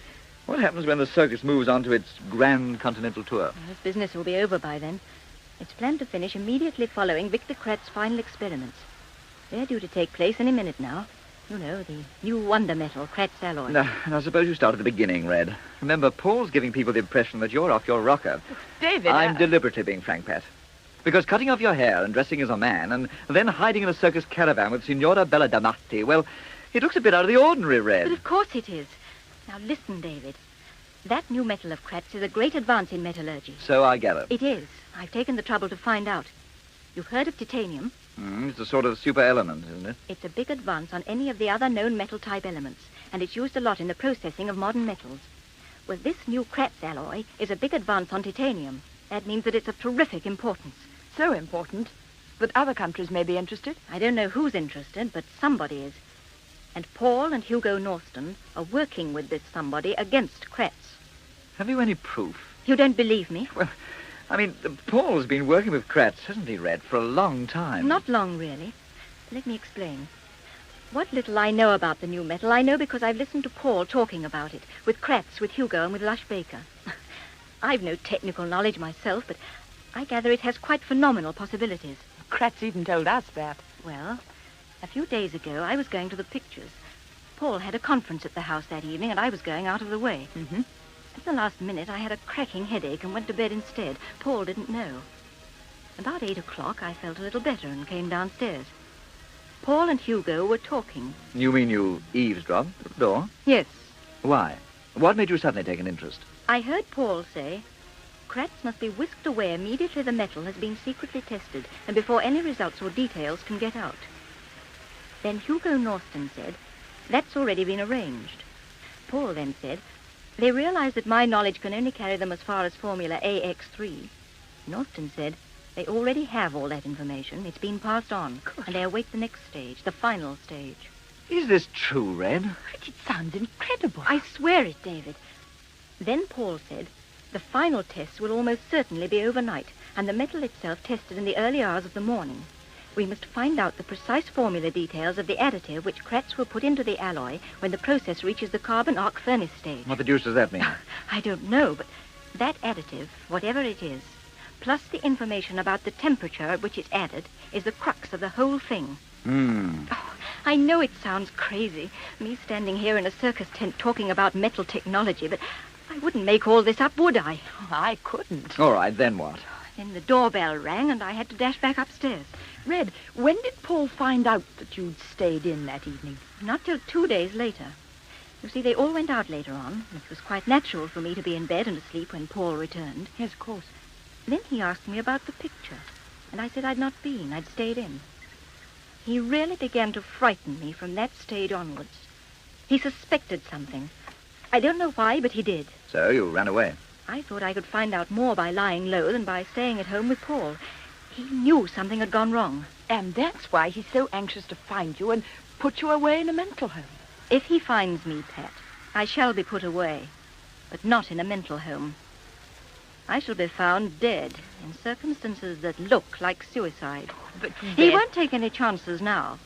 Or rather, if he would, the people who work with him won't. Not with what's at stake. So you contacted Johnny Johnson. Was that wise? I tried to contact you first, but you were dead asleep after the party. And before I could wake you, I heard Paul's car door up outside. I'd already cut off my hair, so I did the switch with the bracelet. Sorry about that, Pat. Oh, by the way, here's the rest of it. Oh, thanks. I thought you might guess what had happened, David. But where do we go from here, Red? You must tell Kratz. Tell him all I've told you. That's Joe.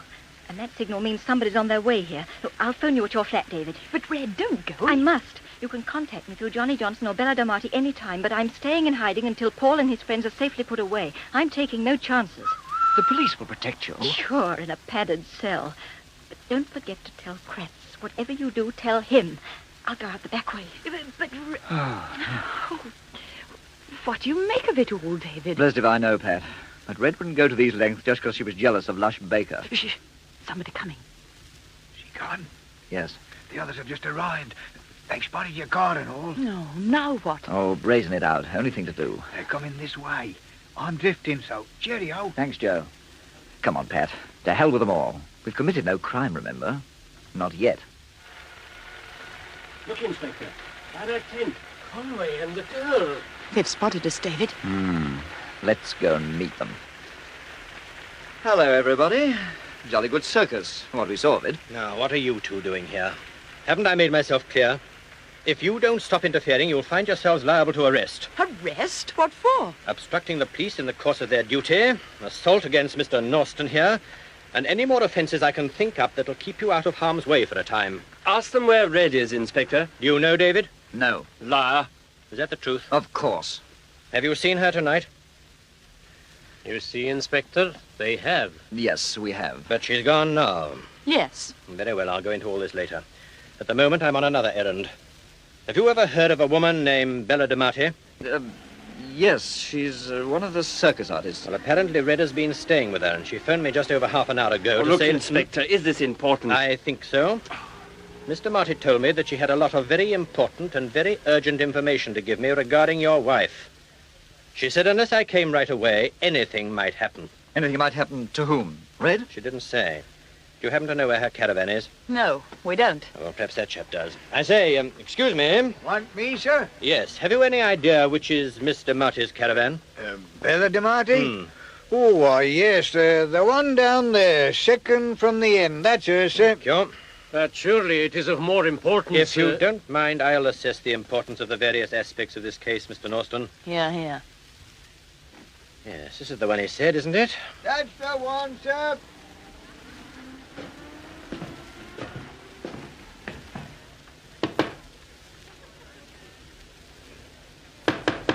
Mr. Marty? Mr. Marty! Oh, what's wrong, Inspector? Well, there's something on the floor stopping the door from opening. Here, take my torch, Dad. That better? Can you see anything? Yes.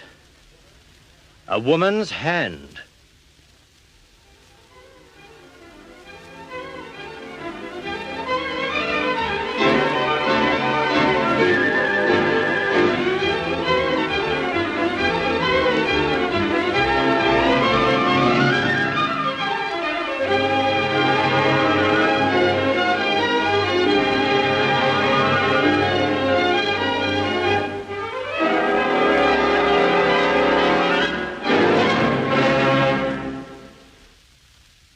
That ends the third installment of Red for Danger, a serial thriller in 6 episodes, written for the BBC by Edward J. Mason and produced by Philip Garston Jones.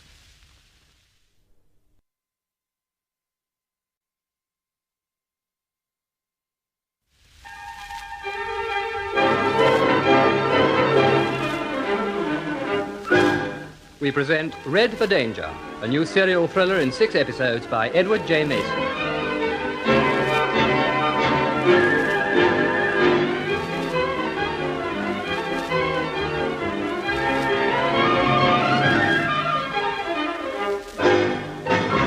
Episode 4, Cards on the Table.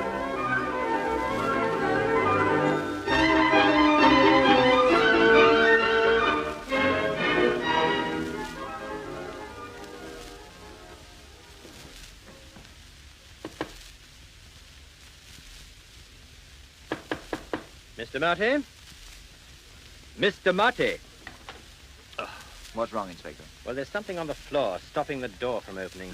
Here, take my torch, Dad. That better? Can you see anything? Yes. A woman's hand. And a great deal of blood. Mr. Marty said if we didn't come straight away, anything might happen. What's going on? What's the delay, Inspector? Oh, just a minute, Farley. Help me with the door, David. Well, if this woman's wedged against it, No, I think it'll open all right. Well, it's got to anyway. Now, push. All right. Can you get through now? Yes, that's it. Torch. Here you are. Go on. It isn't... Inspector, don't say it's Red. It's not Red. Then who? Don't come up, Pat. It's not a very pretty sight. She's dead. I wouldn't say she'd been dead very long. Quite agree. The sooner we get the police surgeon on the scene, the better. But, Inspector, if it isn't Red inside the caravan, who is it? Well, from her costume, I'd say it's Bella D'Amati. But why would anyone want to kill her? In mistake for Red, do you think? I'd say because she was waiting in this caravan to give some important information to the police. In connection with Red? Presumably. So it could have been... It could have been Mrs. Farley herself who killed her to stop her from talking? Is that what you were going to say, Mr. Norston? The thought did cross my mind. Yes, unlikely. This woman was killed by a terrific blow across the back of the skull. Too strong a blow for a woman to have been responsible. Demented people are usually abnormally strong, of course. I agree, Mr. Farley. But we have yet to be convinced that Mrs. Farley was demented, haven't we? What do you say, David? Me? I don't say anything. At this stage, nothing I could say is likely to be of much help to you or to that poor creature. I'll say nothing and think all the more, if you don't mind. Yes, well, you look like having plenty of time to do that, too. Pat, you'll find a police officer over by the entrance of the main tent. Tell him to come over here right away, will you? Yes, all right. As for you three gentlemen, I'm afraid you'll have to place yourselves at my disposal until further notice. Inspector, where's Victor Kratz? Back at station headquarters, I hope. Is there likely to be any doubt about it? Everything and everybody connected with this case is open to doubt. By doubt, Inspector, do you mean suspicion? Yes, Mr. Norton. By doubt, I mean suspicion.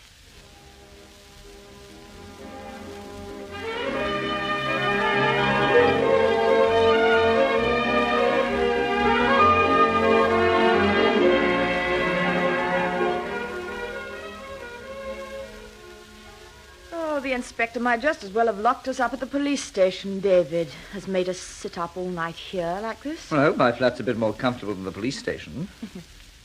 I wonder if Kratz was there all right. Can't think why James did let us go back there with him. Don't think he loves us anymore. Hmm. Oh, dear. David, what do you make of it all? What do you? Well, I don't think Red had anything to do with the murder. No, of course she didn't. Well, the rest of them seem to think so. Well, as far as I can see, from the way he's behaving, Inspector James seems to think that we did it. Well, he wouldn't have let us come back here in that case, would he? Oh, the place is stiff with policemen. We're safe enough. David, you know, I'm more worried than ever about Red Farley. Being crazy, do you mean? No. Being alive. It could easily be that Bella Damati was killed in mistake for Red. And once they've started on this murder game, well, the gloves are off, aren't they? Ah, and don't forget, Pat, if this is James, neither he nor Victor Kratz know as much as we know. Eh? We're not going to sit back and be lectured and bullied by James when he comes in. We're going to blind him with science. Science? The science of metallurgy. Well, what do you know about metallurgy? Only what I learned from Red Farley this evening. But I reckon that'll be enough to set Kratz's grey matter working overtime. Hello there. Now, David, and you, Pat, there's no need to tell you what sort of a mess you're in. Come in, Mr. Kratz. Good evening, my young friends. Hello, Mr. Kratz. What a tragedy has occurred. Look, I've been a friend of yours for a long time, David. But it's going to take a lot more influence than I've got to keep you and Pat out of court the way things are going. Court? On what charge? It could be murder, or accessories to murder, or withholding information from the police. Oh, talk sense, Inspector. I am talking sense, David. Oh, I know you've got a lovely case cooked up against Paul Farley and his pal Norton. We never said so. No, but Paul Farley has made a statement about tonight and pointed out that you've sided with his wife all along, and that in her present state of mind, there's no knowing what fantastic story she might have told you. After all, Mr. Conway, the whole situation is bizarre and, let us be honest, more than a little crazy. And I think you ought to know that we can practically pinpoint the time of death to 10:15. She'd been dead about half an hour when we found her. No more. 10:15? Well, we were in the empty house then, Inspector. We left Johnny Johnson's pub just after 10, and we drove straight to the house, didn't we, Mr. Kratz? You can confirm that. I can indeed. It gives us all an alibi, Inspector. All? How do you mean all? At 10:15, Mr. Kratz, Pat and I were in the empty house belonging to Johnny Johnson, 2 miles away from the circus. Yes, and what's more, just about that time, Red Farley phoned us to say that the house was being watched. And a few seconds later, Paul and Hugo Norton actually joined us. So who killed Bella Damati? Assuming the police surgeon's timing is accurate. There is nobody left. Except Lush Baker. Where was she? Paul's secretary. Now, David, don't start any witch hunts of that nature. You may dislike Lush Baker, but that doesn't make her a master crook. Master crooks don't run around with little badges on their lapels saying, I am a master crook. Could be Lush Baker as easy as anybody else. Except that the inspector said the blow was given with terrific force. By a man, in other words. The police surgeons confirmed that. No sign of a struggle either, which suggests that Bella Damati knew the person who killed her and didn't regard him as a menace at all. Oh, these continental artists, quick-tempered, hot-blooded, could it not have been a personal quarrel? Nothing to do with Red Farley? Well, that angle's being checked now, naturally. But it's curious that the woman should have been murdered almost immediately after making that phone call. It looks as though she had some pretty important information that somebody wanted kept secret. I must confess, Inspector, I cannot see how this Damati woman comes into the affair at all. What did Red say about her? Where is Red now? Precisely. If Mrs. Farley is as innocent as you make out, David, why doesn't she come forward right away? Why stay in hiding? Maybe she no longer has any say in the matter. Which suggests that she may be held under duress by whom? Some group of individuals who know everything about Kratz alloy, the new super metal up to the stage of Formula AX3. What? What are you saying? AX3? Who has told you this? Inspector, Mr. Conway is talking sense now, and very ominous sense. Go on, Mr. Conway, if you please. Pat here will confirm that Red told us she overheard Paul Farley and Hugo Norton discussing ways and means of abducting you, Mr. Kratz, at a stage in your research proceedings which would enable them to take enough information regarding the metal for them to be able to produce it, at the same time leaving insufficient details for anyone here to complete the work in your absence. Is this true? Absolutely, Inspector. At least it's true that Red told us. Could this happen, Mr. Kratz? It could happen, yeah. Yes, I suppose it could. Always providing... But continue, Mr. Conway. Did she say anything else? She said your metal was a terrific advance on titanium. Paul, apparently, was heard to say that the final alloy could be run overnight and the metal itself tested in the early hours of the morning, but that the most vital information was the formula for the additive which you alone knew, and the temperature at which this formula had to be added to the alloy. The stage. Did they mention at which stage? Yes, they did. At the stage of the carbon arc furnace, whatever that may be. And the information up to Formula AX3 has already been passed over, you say? And that's what Paul said, apparently. Or maybe it was Norton, one of them. Well, Mr. Kratz? This is almost relevant, Inspector. It could not be fabricated, you understand. Well, could Red Farley have found out this information regarding the metal in, say, conversation with Paul? I do not follow you. Well, having acquired a little knowledge like this, could she be using it to blacken her husband's character? In other words, could she be lying when she says she heard them talking about abducting you and giving the metal to some other group, whatever her reason? Well, that's a possibility we have to face up against, Inspector. But there is a way of proving it, I think. Eh, Pat? Uh-huh. Trouble is, I can't see the Inspector agreeing to it. What is it? Well, I know a radio engineer who's fitted up a recording car for his own use. He goes out to parties, football matches and so on, and takes recordings for his own amusement. Well? Now, could we plant a microphone in Paul Farley's house and listen to their conversation in the recording car? And how do you propose to do that? You say the word and we'll do it somehow. Mr. Kratz can keep Farley working late tomorrow night. That will be easy. The final tests of the metal are planned for the night after tomorrow in the works experimental block. Paul is in charge of preparing the metal up to the stage of the second furnace, the carbon arc furnace. I can easily keep him there to check temperatures and equipment. If it came off, David, and all Red's accusations against Farley and Norton were proved to be true, we should be on velvet. Of course, if it went sour in any way, well, I should be for the high jump. Shall we take a chance, Inspector? Oh, you're taking no chance. I'm the one who's taking a chance. On the strength of allegations made by a woman who's reputed by her family and friends to be mentally unstable. Inspector, are we to remain on the police observation? No, I don't think that's really necessary. Good. Well, in that case, we might do something tomorrow night which wouldn't have your consent or approval unless results prove that it was worthwhile. And if it goes wrong, we take the rap. I feel that the situation justifies drastic measures. I will do my share, I promise. What do you say, Inspector? I haven't heard a word you've been talking about for the last 5 minutes. But if I happen to be walking somewhere near Paul Farley's house tomorrow night at a given time, and I saw a recording car, well, out of interest, I might be inclined to see what was going on. Oh, fair enough. I'll fix it up with my pal Jimmy right away. Paul Farley. It is unbelievable. But it could happen. I know in Germany it was so. One's friends, one's own family. Nobody for trusting nobody. What worries me is, where is Red now? Yes. Also, tell me, Inspector, did you say anything to Paul Farley about the different charms on the gold bracelet, which incidentally Red returned to us tonight? No, why should I? Another thing. Who told you we'd gone to meet Red Farley at the circus, and what made you come there? Well, my visit was nothing to do with you. I had a phone call from Bella D'Amati to meet her there. Yet when Paul arrived with you and the others and spotted us at the circus, the first words he said were, "Ask them where Red is," as though he knew we'd come to meet Red there. He seems very well informed. Yes. Do you know, he even knew there was a phone in the hall of the empty house before he'd even been inside the house? He might have heard the phone bell when he was waiting outside. Yes, that might be so. All the same, he didn't come to the front door of the house until well after we'd finished the phone conversation with Red. Still, as you say, that might be the explanation. Well, can you think of any other? Only one. But it's a bit too fantastic to put into words at this stage.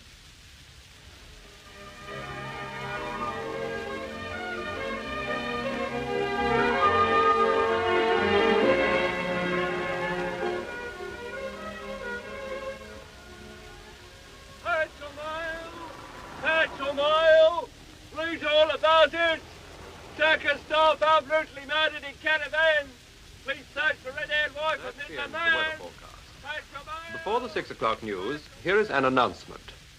The police are anxious for information which will help them to trace the present whereabouts of Mrs. Farley, a woman of some 34 years of age, who was last seen near the circus ground along the main Walsall Road.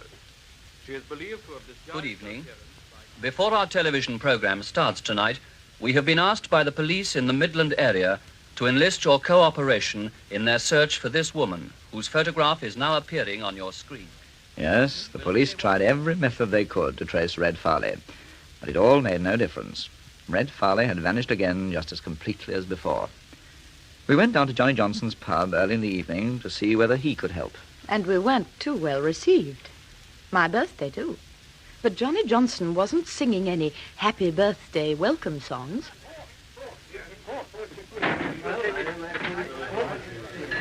Look, Mr. Conway, Red and I have been good friends. We worked together during the war, as I think you know. But from now on, I'm keeping my nose clean. Helping an old pal is one thing. Helping a possible murderess is another. You don't think she killed Bella DeMarti, do you? That I wouldn't know. All I do know is that I sent Red to stay with Bella so she'd be out of the way. Now Bella's dead. So whichever way you look at it, it must be something to do with Red, mustn't it? And you haven't any idea where Red might be? If I did know, I'd be the first to tell the police. Well, that's the best thing you could do, in Red's own interests.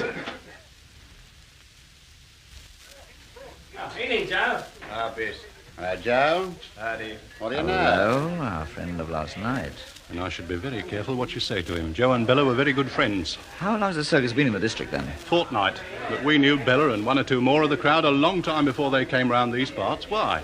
Oh, nothing. Evening, Joe. Usual? Yes, Johnny. I think you know this lady and gent. Yes, I know him. They've been asking if we know where Red is. Search me. I wish I did. That's what you get for helping people. You look after them, you shelter them because they're afraid of their husband, and what do they do? Johnny. All right, Joe, have it on the house. Have you given any statement to the police? Me? Never stopped all day. Anybody think I killed Bella myself? That detective inspector, if he'd have gone on much longer, I'd have clocked him one. Police or no police. But Red only went out of the back of that tent just as the others came on the scene, Joe. She couldn't have got very far. Look, mister, with the papers and the BBC asking her to come forward, it sticks out a mile. She must have done Bella in. Otherwise, she'd come forward and face the music and try and help the police. That's the way I look at it, too. But doesn't it strike you that the reason she doesn't come forward might be because she can't? Why can't she? Because she's probably either been bumped off herself or else she's being held prisoner. And who'd be holding her prisoner? Mr. Farley and that other chap, Norston? They were with you and the police. You two were with the police. That leaves me and Joe here. And Lush Baker, Paul Farley's secretary. I wouldn't know about her. And Victor Kratz, of course. Oh, him. I can't see him knocking Red over the head and carrying her off. No, working on a process of elimination. It seems to me, much as I hate saying it, that Red's gone off her head altogether. I reckon poor Bella tried to reason with her and was killed for her trouble. Yeah, and if we hadn't listened to her and helped her, none of this would have happened, Johnny. Brand off with it all, I am. Well, Red's done for herself now as far as we're concerned. She'll never be a welcome visitor in this house again. She's had it. Oh, come on, David. It's time we were off. An important date, remember? But I agree with you, Mr. Johnson. There's a lot in this process of elimination idea. Quite a lot. Surprising how much clearer things begin to look when the field has been narrowed down. I asked Pat what she meant by that rather cryptic remark. She said she wasn't sure. She'd only said it for effect. But all the way to Farley's house, she was very quiet and thoughtful. Victor Kratz was waiting for us with the inspector at the agreed rendezvous. I sincerely hope everything will go according to plan, David. We have not too much time. Paul is working at the laboratories, but it has been necessary to telephone him and keep him there on one or two rather slender pretexts. I'm afraid my story must have sounded a trifle thin. He was a little impatient with me. No news of Red, Inspector? None. She's vanished again. It's uncanny. Where's this recording car, David? And parked in a very convenient alleyway in the side road at the back of the house. Who's in the house? Only Lush Baker. Where's Hugo Norston? Haven't a clue. But he's not in the house. Lush Baker is alone. Servants? None. Established all this by various devious means already. Not so devious as to put Miss Baker on her guard, I hope. No, I don't think so.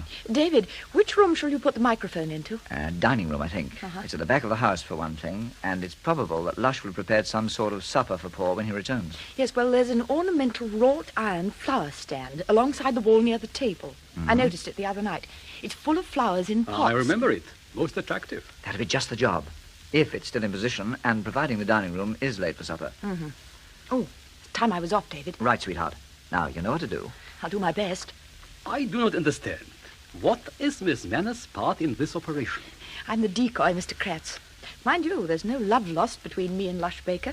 So if she refuses to help me, the whole scheme will collapse. Don't be defeatist. Push off. There's an angel. Now, come on, Inspector. We'll take up our positions. You two in the recording car, while I pop over the garden wall, complete with microphone and lead. What's the time? 11:30. Off you go then, Pat. And take care. Wish me luck. I shall probably need it.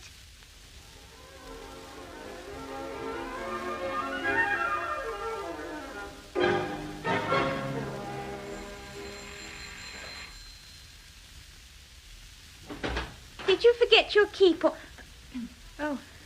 Oh, sorry. It's me, Miss Baker. Pat Manners, remember?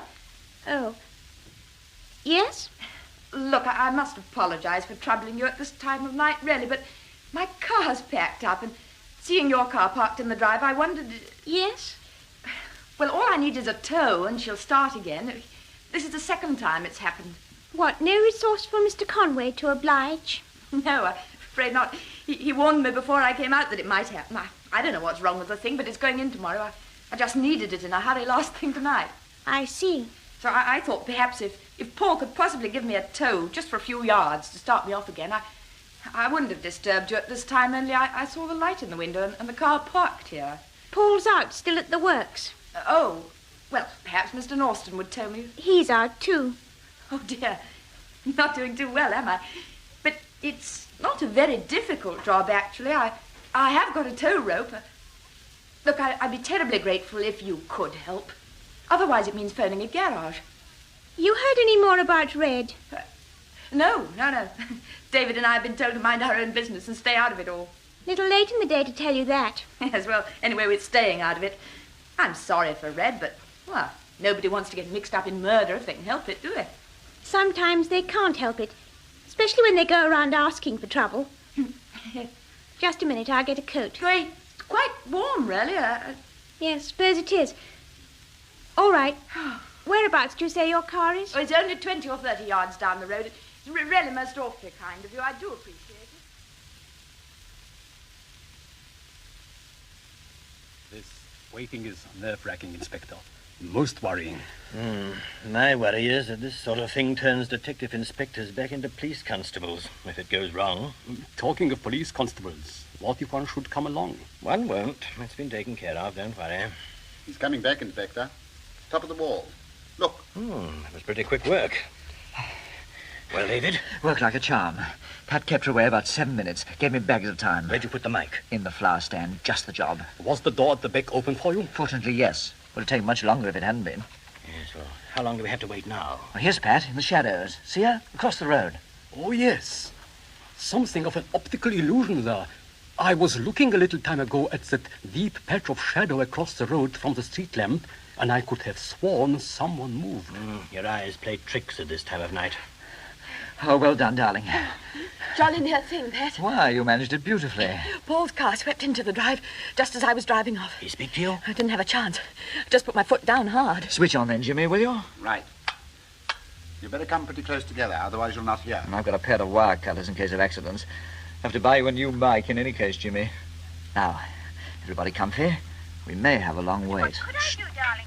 If you could have run her over, it would have been a good idea. That means me. Charming. You must be hungry. Why all the overtime? I don't know. Don't think the old fool himself knows. And that means me. But what have you been working on? Kratz would be surprised if he knew. Give me a drink, will you? What about Red? What about her? Any further developments? There can only be one further development as far as she's concerned, and you know what that is. It's an awful thing, but I don't see any alternative. Why did you have to poke her nose in the first place? Why did Conway and his girlfriend? Why, indeed? You know, I don't like that business of her coming here tonight. Quite by chance, her car packed up. I wonder. That must be Hugo. Take it, Lush, will you? He's devilish late getting home. Wonder if he's met with any trouble. Tell him I want him double quick, wherever he is. All this is highly interesting, but not very informative. Yet. Wait till Norton arrives on the scene. Paul, here, quickly. Now what? Wonder what's gone wrong now. But I can't understand it. Don't talk. Wait. Blast, somebody's tipped them off. Listen. Well, Conway, and you, Inspector, I'm sorry, but so far as you're concerned, this station is now closing down. Good night. He's bust the mic. Right. Switch off, Jimmy. I'll cut the lead and you drive as fast as you can to our car. Pat's parked it round the corner. You carry on with the Inspector. Mr. Kratz and I'll go with Pat back to my flat. We'll all meet there. Quick as you like. No, I'll go direct to the station. That lot was being recorded as we heard it, wasn't it? Yes. Yes, well, I want to hear it again, slowly. Oh, I think if I were you, I'd stay the night with David, Mr. Kratz.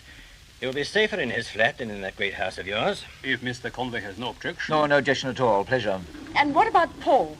Don't you think he's likely to take some action about this business tonight? Yes, I think he's very likely to. He's certainly got every cause. I can see 1 or 2 very awkward interviews lying ahead of me if he starts complaining officially. Right, let's go. All aboard. I would like to know who phoned Paul and told him. Oh, Hugo Norton, obviously. That shadow you saw moving under the trees must have been him. I never did like him much. I like him even less now. Well, my problem is, from what I can remember of that conversation we just heard, it's not particularly incriminating. I shall need something a little stronger than that to justify taking any action, I'm afraid. I shouldn't worry, Inspector. I think you'll get the strong medicine all right before very long. Pat's car's parked around the next corner, Jimmy. On the right.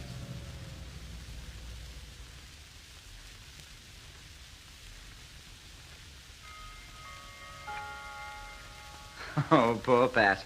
Not had a particularly bright birthday, has she? She looked very tired. She was wise to go to bed. I expected a call from the inspector before now. Yes. Maybe he's in trouble with his superior officers if Paul has phoned. You might be able to help there, Mr. Kratz, if the inspector was on the carpet. I don't think he's likely to be in the circumstances. Don't worry. The CID know all about Kratz alloy. They will not blame their men for being overcautious. Tomorrow night, when the final tests are made, the works will be buzzing with the police like a hive of bees. Ah, this may be him now. Hello? Hello? Conway? Yes? Johnny Johnson here. You know Joe? Yes, I know Joe. He's on the gates at the foundry at night shift. What about it? The midnight shift has just locked in, and he's seen Red Farley. What? She was amongst them. She's gone over to the experimental block. What had I better do? We said we washed our hands of her. But this looks a bit funny, don't it, Mr. Conway? She had a clock card and she clocked in with the rest. Now, have you phoned the inspector? He's not there. I've tried twice. That's why I rang you. Well, didn't Joe try to stop her? He used his loaf. While she's in there, we don't know where she is. If he challenged her, she might have run off. What had I better do? Just a sec. Mr. Kratz, Red's been seen going to the experimental block at the works. Red? But why? The experimental block? I don't like that, Mr. Conway. You don't think she is the one who is working with the other side? Not Paul, after all? Well, it could be. It could be. I must go there, now, at once. Anything might be happening. The work is nearing completion. Nothing must go wrong now. Right. You there, Johnny? Yes? What goes? We'll be with you right away. Keep ringing Inspector James, will you? Right. See you at the gates with Joe. But if you ask me, she's the one who seems to be doing the double crossing, not her husband. No, we'll see. Be with you inside a quarter of an hour. Now, if she tries to get out of the works, hold her. Right. Bye for now. What about Miss Manners? Oh, let the poor kid sleep. No point in dragging her out now. Although she'll be furious in the morning when we tell her all about it. In the experimental block. But who gave her a key? Only Paul and myself have keys to go in there at night. I don't understand this, Mr. Conway. I don't like it.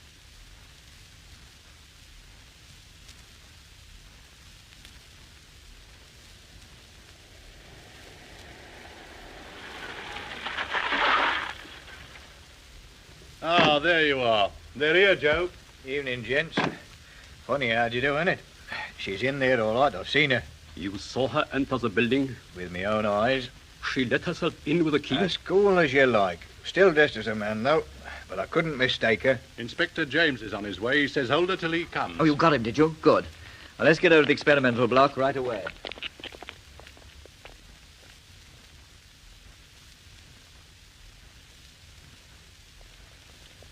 the way, sir. I got no keys to these departments. Oh, that is all right, I have. Into the laboratory, was it? This door here. So. Come in. Come in. I will lock the door behind us. First door on the left down the corridor. No light on in there. That can soon be remedied. Now then. Good evening, gentlemen. Do come in, Mr. Kratz and Mr. Conway. Paul and Norton. What is the meaning of this? Please come in and I'll explain. And you, Conway. I shouldn't try any funny stuff, Paul. There are 4 of us, and only 2 of you. No, Conway, you've got it all wrong. Hasn't he, Johnny? Hasn't he, Joe? There are 4 of us, and only 2 of you.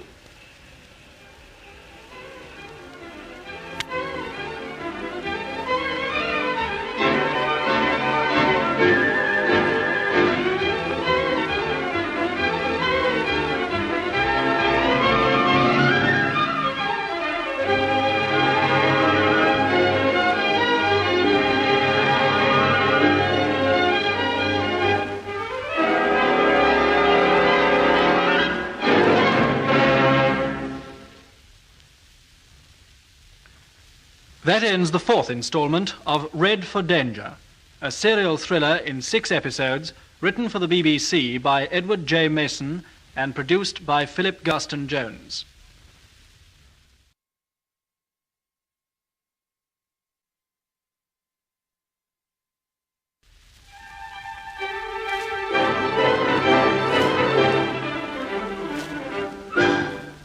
We present Red for Danger, a new serial thriller in 6 episodes by Edward J. Mason.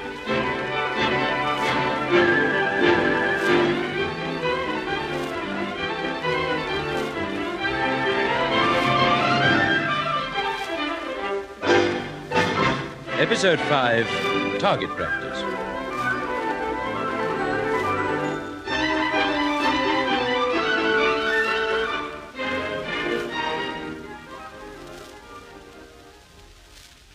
It must have made an interesting tableau. Imagine the experimental block for the Astron Iron and Steel Works in the early hours of the morning. At the far end of the workshop and laboratory, there was the smelting furnace for reducing the ores. Against another wall was the 3-phase direct arc furnace, which Kratz had always referred to as the carbon arc furnace. This was the one which would be used for the running of the new supermetal Kratz alloy. Directly in front of us, facing us, were Paul Farley and Hugo Norton, both looking offensively smug and superior. Immediately behind us, right on our heels, were our good friends Johnny Johnson and Joe. I didn't know Joe's other name. Matter of fact, I never did find out what it was. But Victor Kratz and I were standing just in front of them anyway, with our backs towards them. Johnny Johnson and Joe, our friends, Red's friends. Did I say friends? Do come in, Mr. Kratz and Mr. Conway. Paul and Norton. What is the meaning of this? Please come in and I'll explain. And you, Conway. I shouldn't try any funny stuff, Paul. There are 4 of us, and only 2 of you. No, Conway, you've got it all wrong. Hasn't he, Johnny? Hasn't he, Joe? There are 4 of us, and only 2 of you. Suppose you explain. Suppose you 2 get inside so that I can shut the door. Go on, get in. Tell them, Johnny. I've very little time for explanation, Mr. Kratz, but briefly, I'm afraid I'm not working for the good of this country in the matter of your new alloy. So, you mean you're on Paul Farley's side? To be more precise, Paul Farley and Norton and Joe here are on my side. You seem to have been badly misled right from the start, Mr. Conway. A pity. Think they're safe enough without tying him up, Johnny? I don't want Kratz tied up. I want him working. Right. He's got less than 6 hours to get the metal sheets made. Sheets of Kratz alloy? Of my new formula? Impossible. I think not, Mr. Kratz. Everything's been laid on. The first run of metal has been completed, and arrangements have been made for forced cooling. My instructions were that the first run should be made at midnight tomorrow night, not tonight. It was necessary to bring events forward by 24 hours. All that concerns you, Kratz, is that the metal will be ready in the carbon arc furnace in a matter of half an hour or so. Then it's up to you to add the special hardening formula at the correct temperature, Mr. Kratz. We couldn't do that for you because you're the only one who happens to know what it is. Mm-hmm. Having put in the hardening additive, you'll then supervise the cooling and rolling, and we estimate that the sheets of Kratz alloy should be ready for final test by, say, 5:30 a.m. And what am I to understand by your expression, final test? Kratz alloy is a new metal which it's claimed combines great lightness in weight with armor plate toughness. So? So there can be only one form of final test, the firing range. All right, so you test the metal on the firing range. Then what? Then we know whether Kratz alloy is the wonder metal which Victor Kratz claims to have discovered. Please continue, Mr. Johnson. This is all very interesting. If it is, the people we're working for will be very pleased. They'll be happy to welcome you in their own country and make you a rich man. I am quite happy in this country, thank you. Unfortunately, Mr. Kratz, we cannot let you stay here. Not alive, anyway. Because you could very easily repeat your experiments and place the metal in the hands of your friends in Britain. That would not meet with the approval of the organization for which we work. May one ask what that organization is?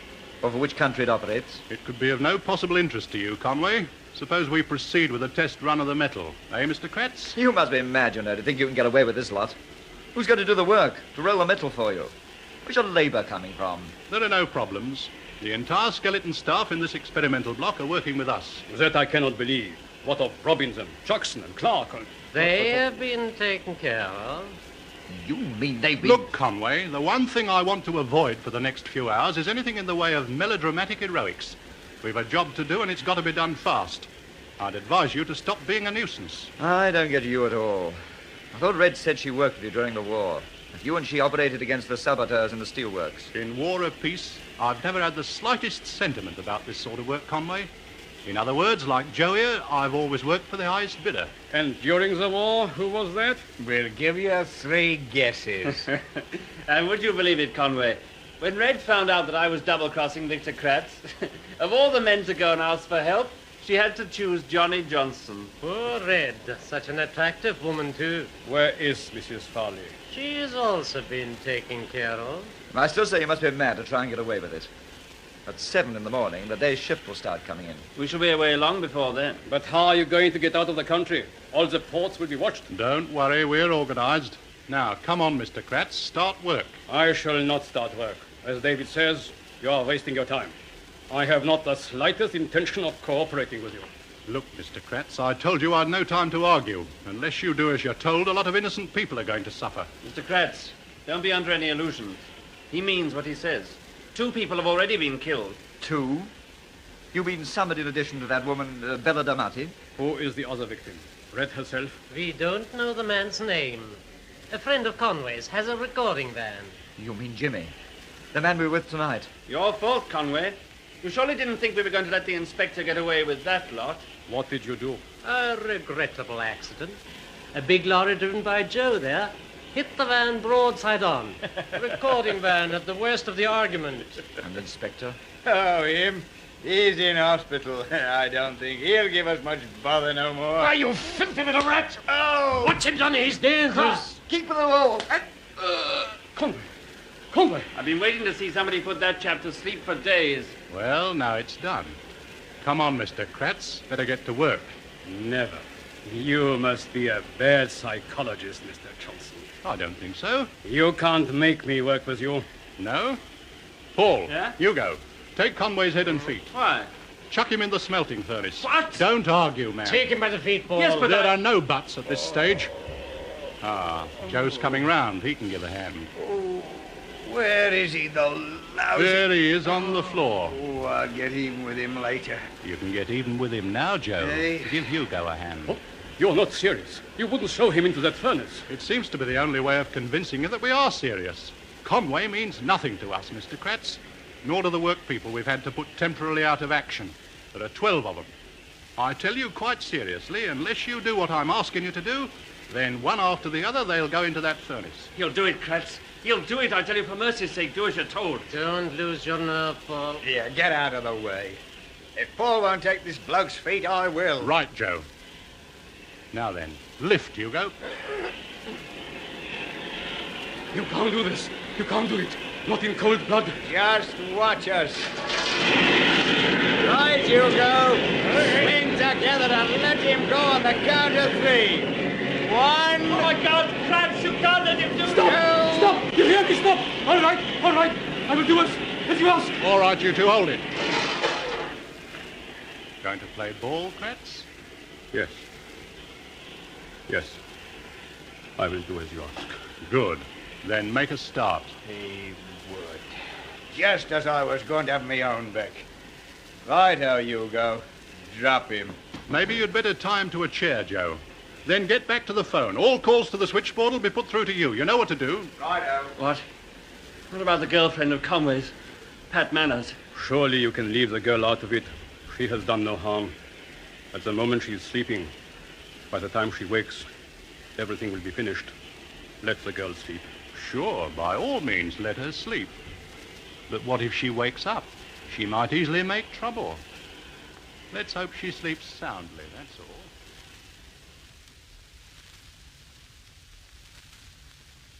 But for some reason, I couldn't sleep at all. I tried counting sheep. Tried all the other things, too, but it was no use. So I phoned David's room. I don't know why. Just felt I needed reassuring that everything was all right. The murder of that woman at the circus had shaken me more than I realized. I just couldn't get her out of my mind. And it wasn't only her. One murder can so often lead to several, especially in a case of this kind, and I just had to phone David. But there was no reply.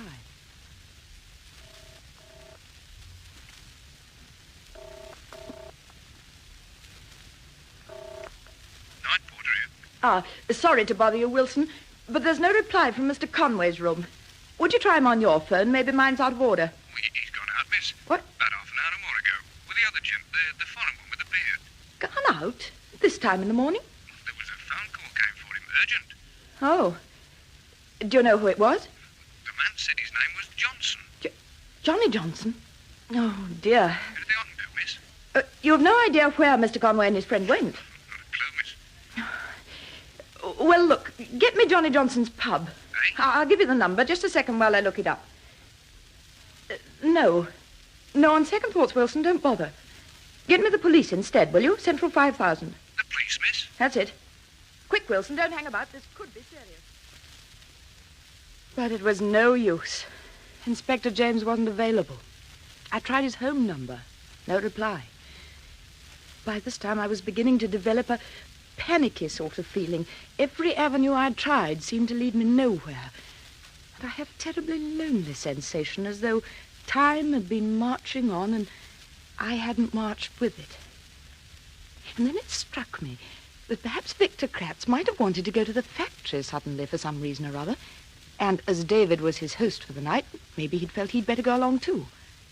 So I tried the Astron Iron and Steel Works, and an impersonal voice said I'd be put through to the main gate, where someone was on duty who'd know the answers to my questions. Main gate, Commissioner speaking. Who's that? Commissioner, main gate, Aston Iron and Steel Works. Sounds like Joe. Is it Joe? Yes. Who's that? It's Miss Manners here, Joe. You remember Mr. Conway and me? Oh, yes, miss. What brings you ringing up the Astral this time of night? Oh, what are you doing there? I work here. It's my job. Oh, I see. Look, have you seen Mr. Conway and Mr. Kratz tonight? Miss? No. Why? Well, if by any chance they'd gone to the works, would you have seen them? Well, they couldn't have got in without me seeing them, miss. That's what I'm here for. To stop unauthorized persons gaining entry to the works. Oh. But what's wrong? Oh, I just can't seem to contact Mr. Conway. Tried his flat? You ought to be in Kipling now, surely. Yes, exactly. That's the whole point. Anyhow, I'm sorry to have bothered you. Oh, no bother at all, miss. No bother at all. Well, good night. Good night. I was getting lonelier every minute. That left me just one other contact to try. And I decided not to do it by phone, but to go in person, however late it might be for social calls. I got dressed hurriedly, all the time having this awful sense of impending trouble. Something was wrong, something was very wrong, and I hadn't a clue what it was. But I intended to find out.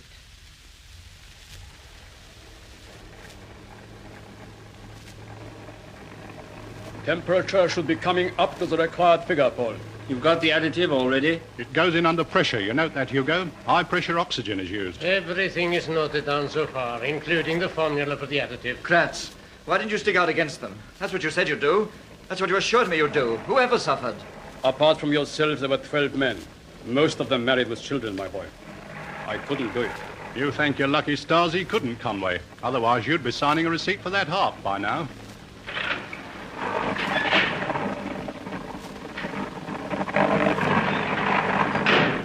Another few seconds, Mr. Kratz. Watch how this stuff is added to the molten metal, Hugo. Don't worry. Everything is noted. It is important that the formula should be added at precisely 1500 degrees centigrade. I shall now check the temperature with the immersion pyrometer.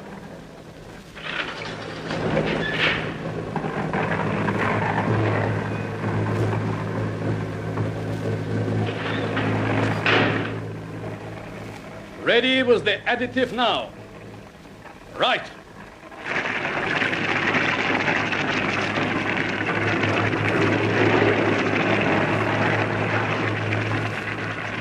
Well, there it is. You sold it, Mr. Kratz. I'm afraid I've had no alternative. Well, gentlemen, there is Kratz alloy in there in its molten state.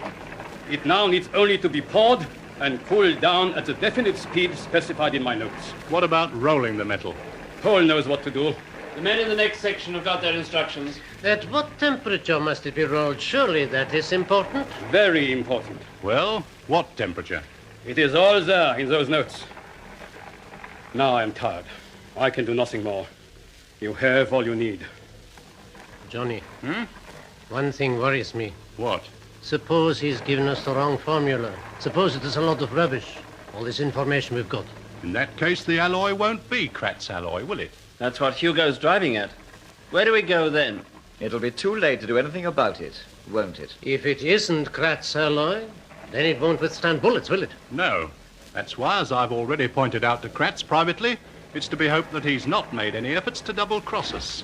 Hey, Johnny! I told you to stay at the gate. I thought you ought to know that girl's just found through. Conway's bit of stuff, Pat. What did she want? Wanted to know if I'd seen anything of Kratz and Conway at the works. What did you say? What do you think I said? I told her I'd never set eyes on them. She sounded worried. Hugo. Yeah? I think we can get along without your help for an hour. What do you mean? It might be advisable to ask the girl to join us. Listen, she's doing no harm. Leave her alone. Fetch her, Hugo. I warn you. Shut up. You... Go on, Hugo. It will be a pleasure. She always attracted me, that girl. Always. What about Red? Oh, Red, I'd forgotten her, yes. Let's have Red along here, too. Now, look, Johnny, there's no need... Paul, you're not running this show.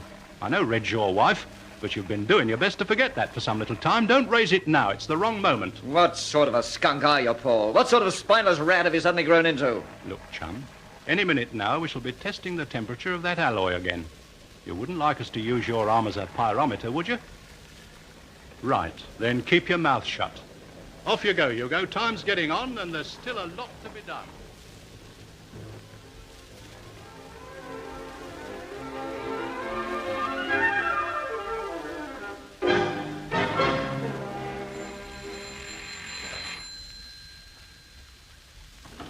Who on earth? Sorry, Miss Baker, me again.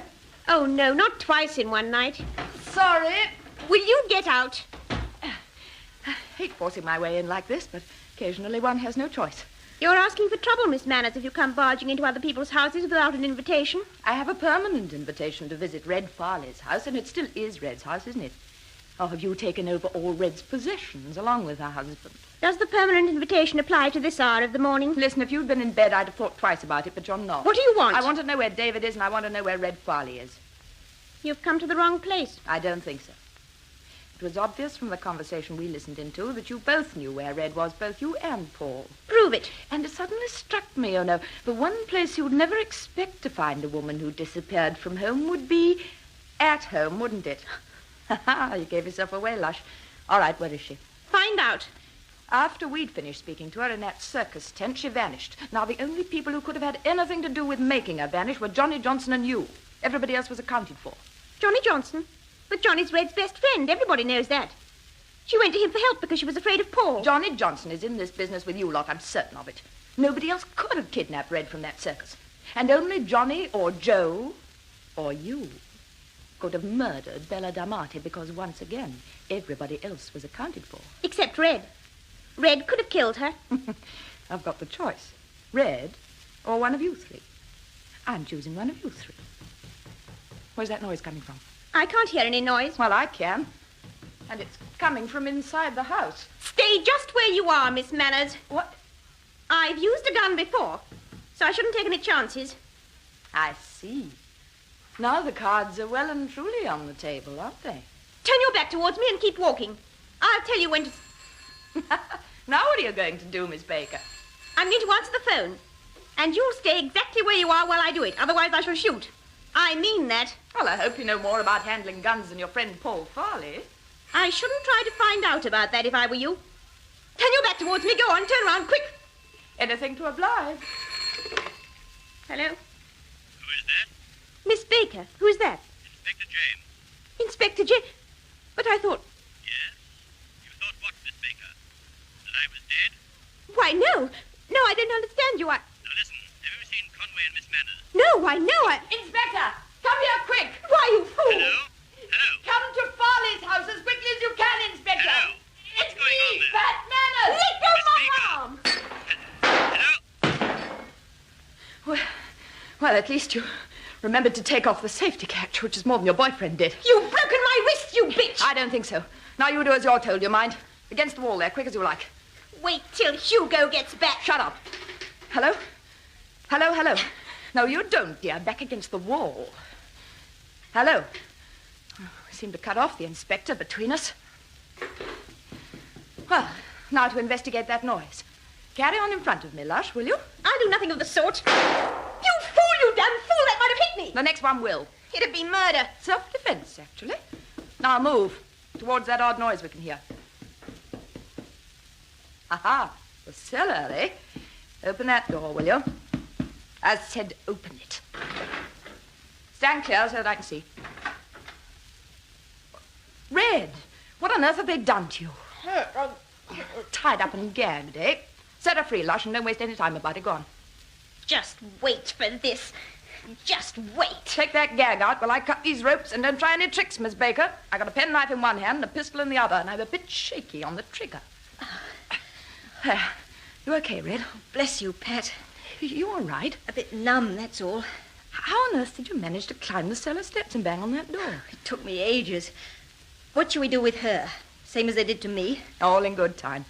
I want some information from Miss Baker first. Where's David and the rest of them? Where's Kratz? That's the information I want. You sure you're all right? Yes. The ropes weren't tight enough to stop circulation. Who got hold of you after you left us in the circus tent? I don't know. I crept out of the back entrance and somebody clapped a pad soaked with chloroform over my face. Next thing I knew, I was tied up in my own cellar. Red, do you trust Johnny Johnson? Trust him? Of course. Why? Because I don't. He's taken David and Kratz somewhere.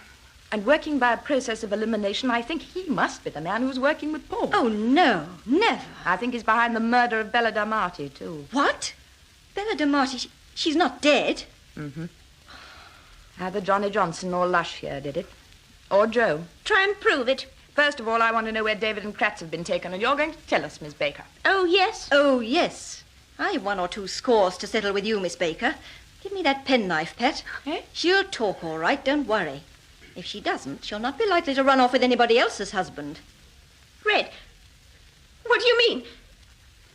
Red, don't look like that. But I'm supposed to be crazy, Lush. You and Paul have been telling me so for weeks. Very well.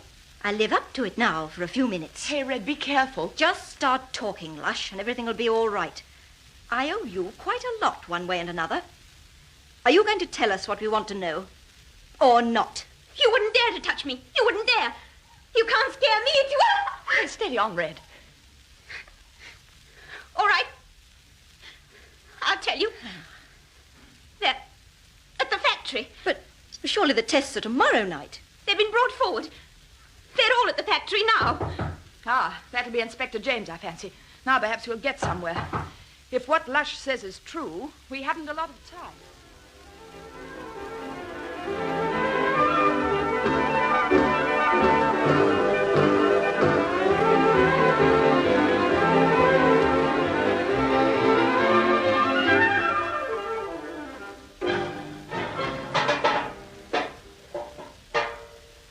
I don't understand. You can't be certain the metal does all it's claimed to do until you've tested it. As I have already explained, the metal has not yet been tested properly. Not under these conditions. That isn't true, Mr. Kratz. The secret test of a small quantity of the alloy was made a fortnight ago. That was an experimental sample made in the laboratory on a very small scale. This is being made on production scale, a vastly different proposition. But it was a success. How do you know? You were not present at the test. I do know. In any case, you wouldn't have gone ahead with this big test if the first one hadn't proved successful. Even so, I repeat, no tests have been made of any samples of the new alloy produced on this scale. It's all the more reason why you'd better hope it's as good as you say. Mr. Conway, our friend Johnny Johnson will explain why it was advisable for me not to give the wrong formula and method of preparation. I'm listening. The sheet metal has to be tested here in our soundproof firing range with real bullets. You see, Conway, if Kratz alloy works as he says it should work, then all the bullets will bounce off. If it doesn't, the bullets will go straight through. So you should be offering up a little prayer that it works. Why? Why does it affect me? Because you and Mr. Kratz and the 12 poor devils in the other room will all be on the other side of the sheet of metal that's being tested. I see. You must admit, Mr. Conway, that it provides an incentive for Mr. Kratz to have produced a true working sample of the new metal. But surely, if due to some very slight error in cooling or rolling, the metal fails to attain the correct bulletproof standard, then you'll have killed the one man who could correct the error, Mr. Kratz himself. Presumably, that will be my punishment for failing. It will not worry me unduly, as you can imagine. At the same time, there is something in what Conway says. Better perhaps if we let Kratz watch with us. I have no desire to watch with you. I prefer to take my chance with my friends. What you prefer doesn't happen to enter into things at the moment, I'm afraid. Guns loaded, Paul? Yes, all ready. Test them on that piece of normal metal, will you? It's set up ready in the frame. Right.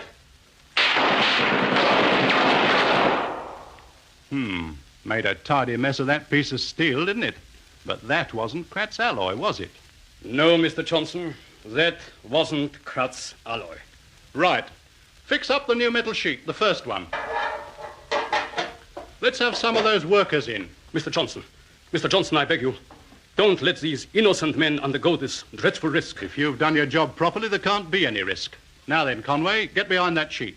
I seem to have little alternative. Oh, no, not you as well, Kratz. You stay and watch the results with us. Do you not understand? Any mistake in the formula or the processing of this alloy, and you will be murdering these men. You'll have murdered them, not me. But this test is the first major test the new metal has had. Anything may happen. Then Conway and these others better start hoping the right thing happens, that's all. Listen, Mr. Kratz. Do you give your word of honor that this is the correct formula and process for Kratz alloy? To hear you speaking of word of honor, Paul, amuses me. Tonight we have made the first large sheets of my new metal. Those are the sheets, Kratz alloy in sheet metal form for the first time. Do you pledge your word that the formula and processing are absolutely correct? I do. Then in that case... In that case, neither Mr. Kratz nor his friends have anything to fear. Line up the sights of the gun on the metal sheet, Paul. Right. You mean you will still go through with the test with these men in the line of fire? Don't worry, Mr. Kratz. Whatever happens, you can't be blamed. Right. Line them up behind the sheet with Conway. Come on there, get a move on. Step on it. And now, Mr. Kratz, cross your fingers. We're going to see the first real action test of Kratz alloy, the new super metal.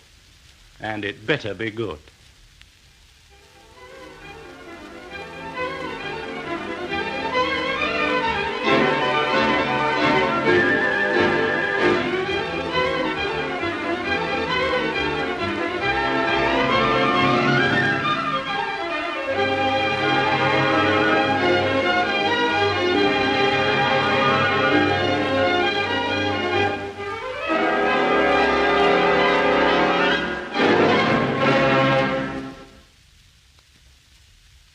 That ends the 5th installment of Red for Danger, a serial thriller in 6 episodes, written for the BBC by Edward J. Mason and produced by Philip Garston Jones.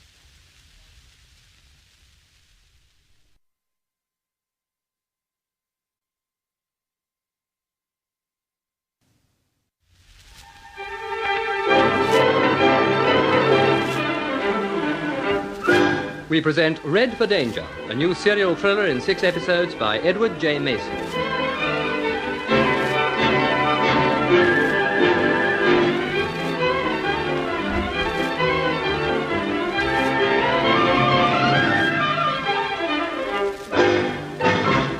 Episode 6, Under Fire.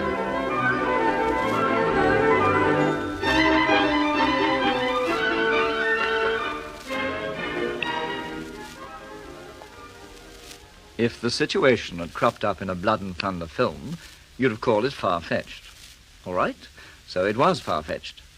But it was happening. And it was happening to me and to Victor Kratz in an underground firing range at the Astron Iron and Steel Works at about 5:30 in the morning. Johnny Johnson and his associates were in complete control of the situation, with 4 to 5 sheets of Kratz alloy, the new super metal, lying against the wall, and 1 big sheet in the frame ready for testing. Paul Farley was behind the sights of a machine gun loaded with armor-piercing bullets, and David Conway and a lot of other poor devils were being lined up behind the metal sheet, so that if it wasn't bulletproof, we were going to have the opportunity of finding out whether we were. You might say, there were you and Kratz and all these other men. Why didn't you take a chance and rush the gun? Why didn't you do something? Try doing something yourself sometime when about a dozen thugs are all armed while you're not, and see how you feel about it. Surprising what a deterrent that can be to the boldest character. It deterred me anyway, and I'm not ashamed to admit it. Right. Line them up behind the sheet with Conway.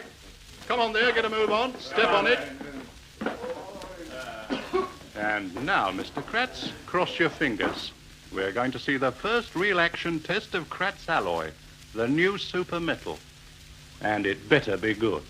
What benefit do you hope to get from murdering all these workers? Where's the point? He's right there, Johnny. If you will only listen to me for a moment. If your metal's all it's cracked up to be, the bullets will bounce off. Nobody will get hurt. And then what? I shouldn't think of trying any Errol Flynn stuff, Conway, like leading the charge of the Light Brigade or anything. For the last time, Mr. Johnston, listen to me. For the last time, will you shut up? Ready, Paul? But, Johnny, there may be some slight flaw in the way the metal has been processed. Don't you start. He's right. He's right. You can't be sure. Right. Are we going to stand here and let him use us as living targets? Yes. Oh! You see what I mean? Any more arguments? You murdering scoundrel. I can't go through with this, Johnny. It might be mass murder and I'm pressing the trigger. I can't do it. You're right, Paul. It would be mass murder. Deliberate, cold-blooded murder. I know what I'm saying. Come out. I'll do the job myself. Johnny! Oh, I thought I told you to keep at the main gate and answer phone calls, Joe. Hugo's been on the line. The police are on their way. What? Shut up, you lot. Well, Joe? Hugo tried to contact Conway's girl, but she'd gone to see Lush. She set Red Farley free, and the police are at the house when Hugo got there. He's going to try and hold him. He says he'll do his best to cause a delay of some sort, but we'd better scarp her. The police cars will be on their way by now, so Hugo says. Right, Joe. Get the lorry and load the sheets on. We'll take Kratz with us. Right-o. You other boys can attend to these characters here. With luck, we should be outside the place in less than 5 minutes. Don't fire either of the machine guns, Paul. We may need all our ammunition later. Right. Thank heavens. Come on, you chaps. Take a chance. Hey. Go for the man with the machine gun. He won't fire. Hey! Conway! Paul! Watch him, Conway! Watch Conway! Don't let him get away with that gun! Why, where? Right, Paul, my lad. We'll upset Johnny's plan yet, if only... Conway! Oh, great heavens! His head! Look! You've killed him, Johnny. You have. That's right. He's been asking for it long enough. And now let's get going. If anybody else wants to start anything, now's the time. After all, you can't say you haven't been warned, any of you. Conway himself was warned, but he wouldn't listen.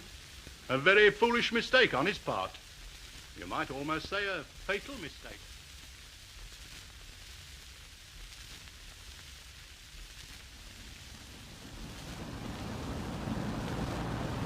Can't you go any faster, Inspector? No point in getting there ahead of the other reinforcements. We might walk straight into the same sort of trouble that Kratz and David must have done. It doesn't make sense to me. I worked with Johnny Johnson during the war. That was when you were trying to trace sabotage in the steelworks, wasn't it, Mrs. Farley? Yes, that's right. And Johnny was a key man in our organization. Yes, that probably accounts for there being so much sabotage in this particular area. How do you mean? Well, if he was a key man in your outfit, he'd be able to keep the other side fully informed as to your activities. Sort of double cross. Yeah, that's it. This one knows more than she's letting out. Don't you, Lush? I'm not talking, Red. In your state of mind, eaten up with jealousy as you are. Why, All right, save it, ladies, if you don't mind. Miss Baker can say all the things she wants to say in front of a judge. Oh, yes? On what charge? Murder. What, me? Murder? Somebody killed Bella D'Amate. It could easily have been you. It most certainly wasn't me. Have you ever heard of being an accessory? You're in real trouble, young woman, and don't you forget it. Inspector, I'm worried to death. About David? Yes. I don't suppose they'll do very much to Mr. Kratz. He's too useful. But David's been nothing but a nuisance to them ever since the affair started. That's true. I shouldn't worry, Pet. Wouldn't you? If I were in your shoes, I'd worry, Miss Manners. You tell me I'm in real trouble, Inspector. It's nothing to the trouble you're in. You've got no case, no David Conway, no Victor Kratz, and I don't suppose for a minute you've got any Kratz alloy super metal. It'll all be well away by the time you reach the works. Well, how do they hope to get the metal out of the country? And Victor Kratz, for that matter. The ports are already being watched. You'd be surprised. Keep well over to the left, Inspector. There's someone in a hurry behind us. Well, if he's got any sense, he won't try to pass on this stretch of the road. There's that nasty bend round to the right, just ahead of us. He can't hope to overtake me at the speed he's doing and take the bend as well. Yes, and there's that narrow bridge just round the bend, too. Wave him down, Inspector. Well, can't the fool see it's a police car? He's taking no notice. He's going to pass you. Get back, you idiot! It's Hugo. What? Hugo, no, I'm in the car. Lush! It is Hugo Norston, Inspector. So he's trying to repeat the dose, is he? He's coming alongside. Is he armed, Mrs. Farley? No, he's travelling too fast to use a gun. He's going to try and crash you on the bridge. Hugo, no, Hugo, you fool! Now, hang on, everybody. It's him or us. He can't get away with this sort of thing twice in one night. Now, hold tight. We shall hit him! Well, if we don't, he'll hit us. Here goes.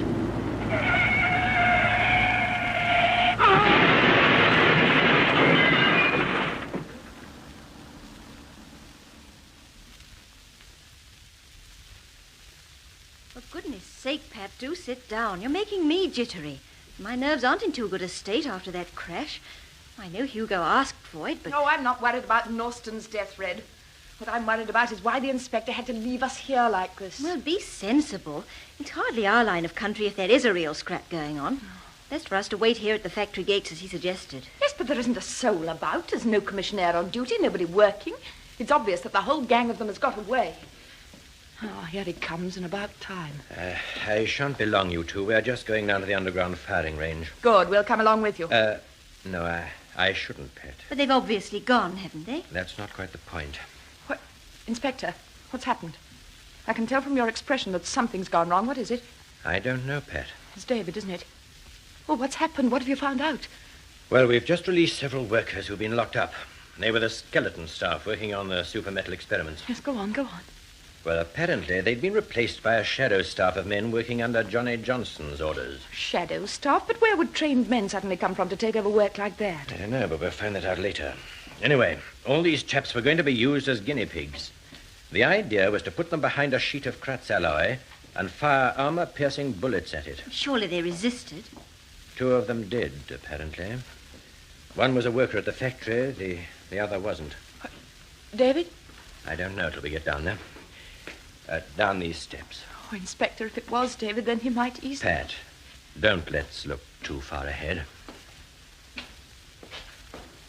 Any idea how long they've been gone, Inspector? About 20 minutes before my men got here, I gather. Norston must have tipped them off that we were on the way. But haven't these workers any clue where Johnson's crowd have gone and whom they've taken with them? No. All I can find out is that there seems to have been a prearranged getaway plan which swung into operation like clockwork. Ah, this is the door. I'll stay with you out here, Pat. No, that's all right, Red. I'd rather go in.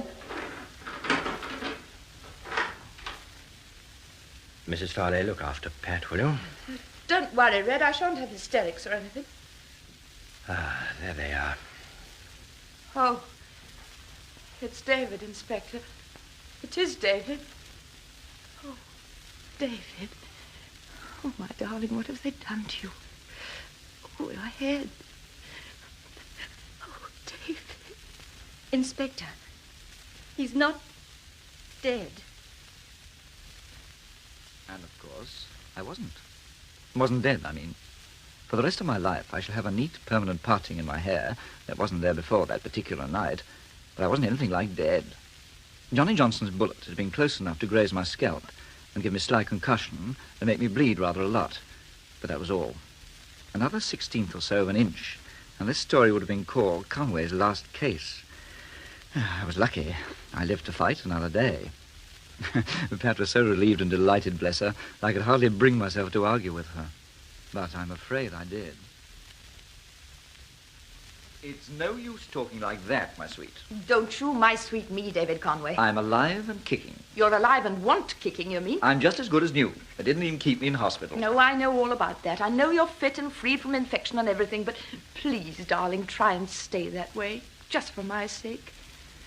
David, when I saw you lying there and your poor head... Well, as soon as you saw it was a head wound, you should have been happy. Oh. You know, we Conways all have heads made from a substance that makes Kratz alloy look silly. Always did have. It's a family thing. You're very funny, and I'm not laughing. But please yourself. Go on, get mixed up again, do what you like, only count me out. And now I'm going. Going? What do you mean, going? Where are you going? Anywhere. To find a fiancé with a bit of consideration for other people. Oh, now you're being crazy, No, Pat. go away. I shan't go away. There. But you know as well as I do, until Kratz is found and Johnny Johnson's been put away, I shan't rest. But the police are scouring the country, David, and they're getting along very nicely without David Conway's help. I've got a personal score to settle with that mob. Besides, I like old Kratz. Well, so do I like old Kratz. I think he's a dear, but he doesn't happen to be the man I'm going to marry. And neither will you be if you persist in sticking your silly neck out for people to fire guns at. Oh. And in any case, David, they're out of the country by now. It must be. 2 whole days since they vanished. And so far as I'm concerned, they can take Kratz alloy and all the other super metals and... Darling, please. Well... Besides, apart from anything else, don't you want to know if the blessed metal works? If it is bulletproof? I could... All right, I'll go. He's not at home to the police. I'm sorry. I'm sorry too, Pat. Come in, Mrs. Farley. Hello, Pet. How's the patient? Oh, ready and willing to go and get another bullet in his silly head. Take no notice of the woman, Inspector. Come right in. Now, what's the news? No news. But I can't believe it. They must be somewhere. Well, they've gone to Earth. They may stay hidden and split up for months before they decide to cross to the continent, if that's where they're heading for. But the ports and air terminals are being watched, you said? Naturally. But there must have been quite a crowd of them in addition to Kratz and several large and cumbersome sheets of his precious metal. Yet in 20 minutes they'd somehow been absorbed into thin air. Well, what about Lush? Can't she help? She could help, but of course she won't. Sits there looking very pleased with herself because she knows a lot more than we know. Yes, she's our one hope at the moment. Well, how can she be if she won't talk? Well, at present she's in the car outside under guard. But I think I shall let her go. And watch her? Yes, maybe she'll lead us to them. Or maybe Paul will try and contact her. What we've been hoping is that something we'd say or suggest might be along the right lines, and well, knowing Lush, she'd give it away. She would, yes. She hasn't got a poker face, that young lady. Well, so far we've been well off the beam, then, that's all I can say. You know, I remember that first business we were in together, David. What, the Uncle Henry affair? Yes, I remember that. Where does that tie up?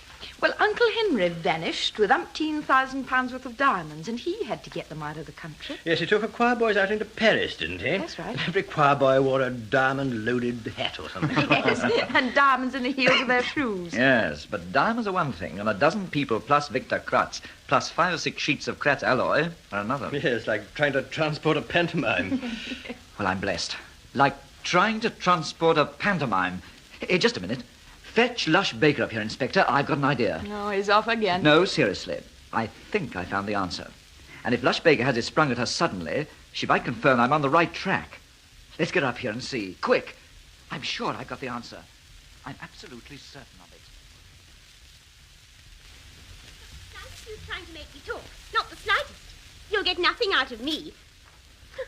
Here he is, the wounded hero. Hello, Miss Baker. Your friends nearly put pay to my account. It's not too late for them to finish settling it even now. You're quite definite that you won't help your own case by turning Queen's evidence? Don't be silly. Pity? Pity for you, perhaps. No, sweetheart. For you. We'll see. I told you before, you've got some brains working against you in this job. We know where your friends are, though. Bluff. I don't think so.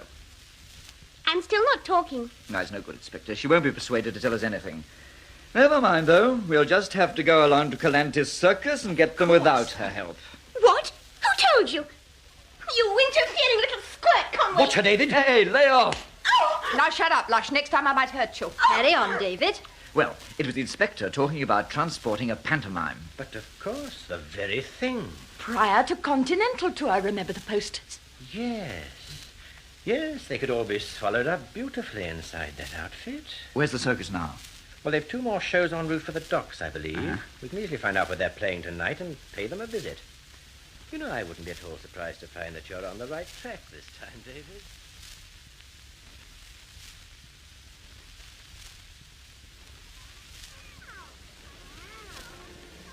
My dear Paul, I need no explanations from you. What explanations can you give for your behavior? Look at it my way. What difference does it make who has the blasted metal? It happens to be my metal, and I wanted Britain to have it.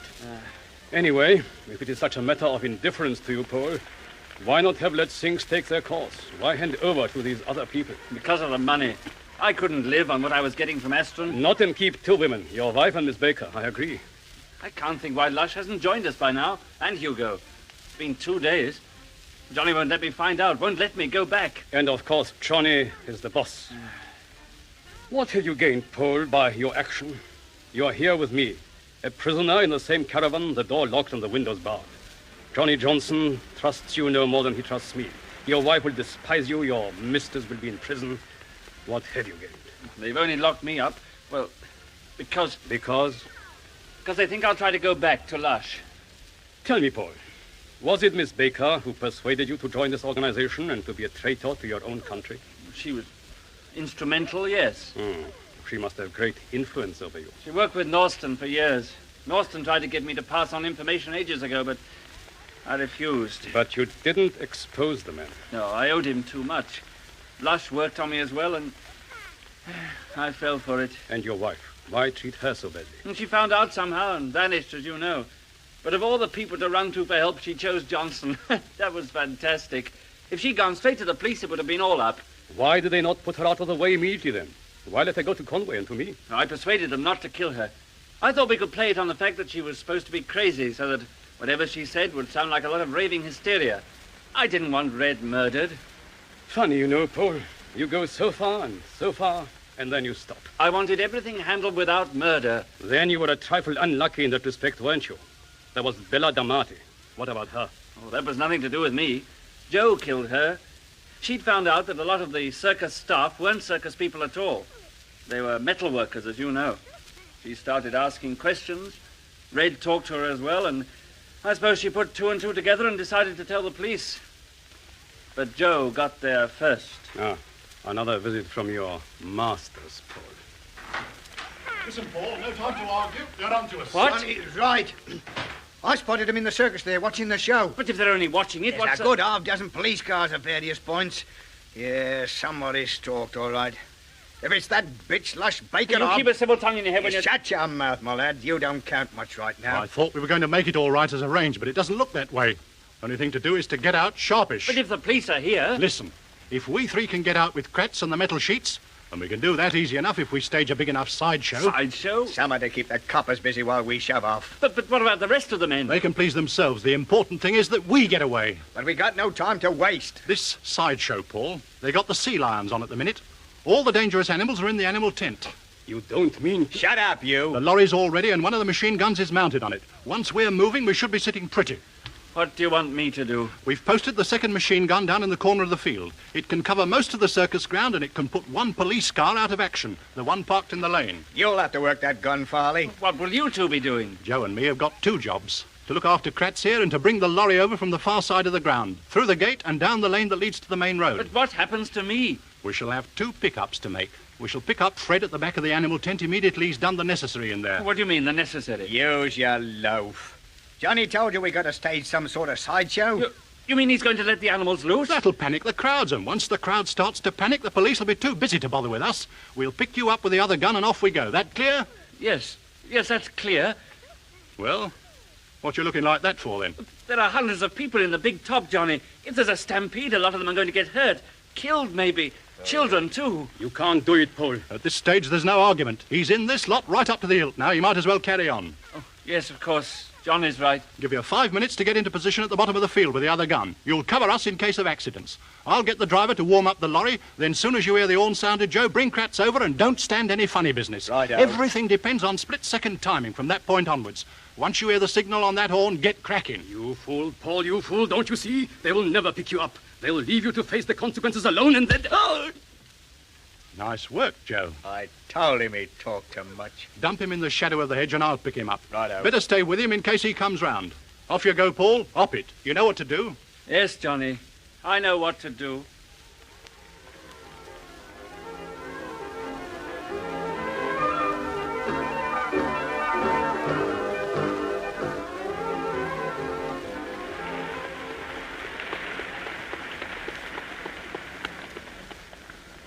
David, you really are the limit. The inspector told you to stay in the show. I tell you, I saw somebody. Recognized one of the men who was in that underground range with Johnny Johnson. Well, leave things to the inspector. He's in charge. Coming out to the show like this, you might upset everything. Keep in the shadows and don't argue. Pat, quick, come over here. What's wrong? There he is. That's the chap, standing by that tent over there. You see him? Under that light. Yes. But the inspector's placing a cordon round the place. Why should you interfere? I'm not interfering. Pat, now what's going on? Shh. Hold everything, Inspector. Look, I saw you leave the circus tent. Now listen to me. That chap over there under the lamp. He's one of them. I've just recognized him. There. He popped inside the tent. Just as though that motor horn was a signal. Inspector, David, look over there. Look, that far caravan right at the end. It's that man Joe, surely. And he's pulling someone out after him. It's Kratz. That motor horn was a signal. You attend to Joe, David, and I'll see what our friend's doing in the other tent. Well, be careful. I think that's the animal tent. Go with him, Sergeant. And we want that chap Joe. Constable, you come with me. And don't forget that he's probably armed.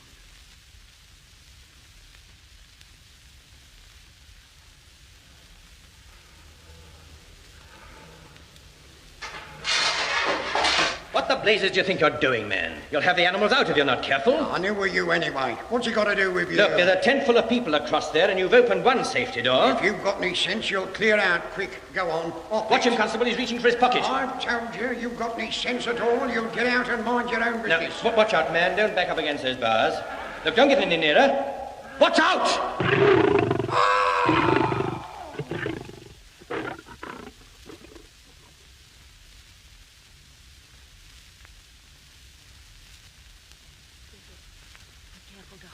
Remember your head. Look, Pat. Kratz is coming round. He's struggling. Yes, I think you're right. But where's Joe trying to take him? Well, they're going towards the gate. Keeping well into the shadow. But Kratz is struggling. Keep quiet, or by gum, I'll finish you once and for all. Let me go, you hear? Let Why, me you go. mouse. Hello, Joe. Conway. But you're dead. It's a ghost. It's a ghost. Come back. Conway, I can't believe Now, it. Joe, are you going to behave? I got a way of dealing with ghosts. We'll soon find out how dead you are, Conway. That's what I was hoping. David, be careful. Now then, Mr. Nosey Cartonnay. That was for the poor devil who was murdered. I'll double you for good and all. And those two are for me. I don't think he'll want any more somehow. Quickly, Conway. In the far corner of the field, Paul is there with a machine gun. The idea is to stampede the animals and make a getaway in the confusion. Where's Johnny Johnson? In a lorry. He'll be starting off at any second. And the other machine gun is mounted on it. Unless we do something, they will turn the circus ground into a shambles. A complete shambles.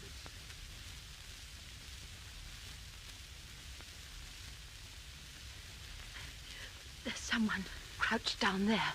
Look. What frame of mind is he in, Mr. Kratz? Paul, I mean. Very undecided. All right, we'll give him a chance. That you, Paul? Huh? Who is it? Who's that? It's me, Conway. But Johnny shot you. I saw him. I am here, Paul, too. The game is over now. Do you want to keep up the fight, or will you see a reason? Oh, I'll give in. I don't want any more.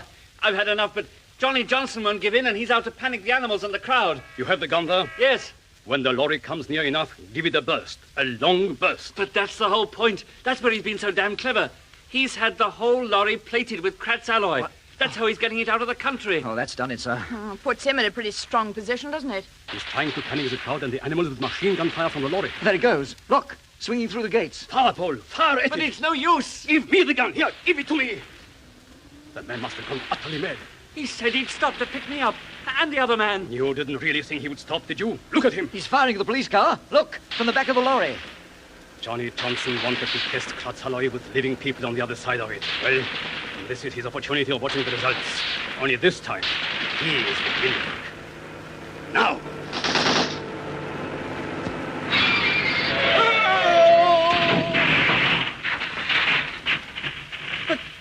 But it didn't work. The bullets didn't bounce off. They went straight through. Kratz alloy is a failure. It isn't bulletproof.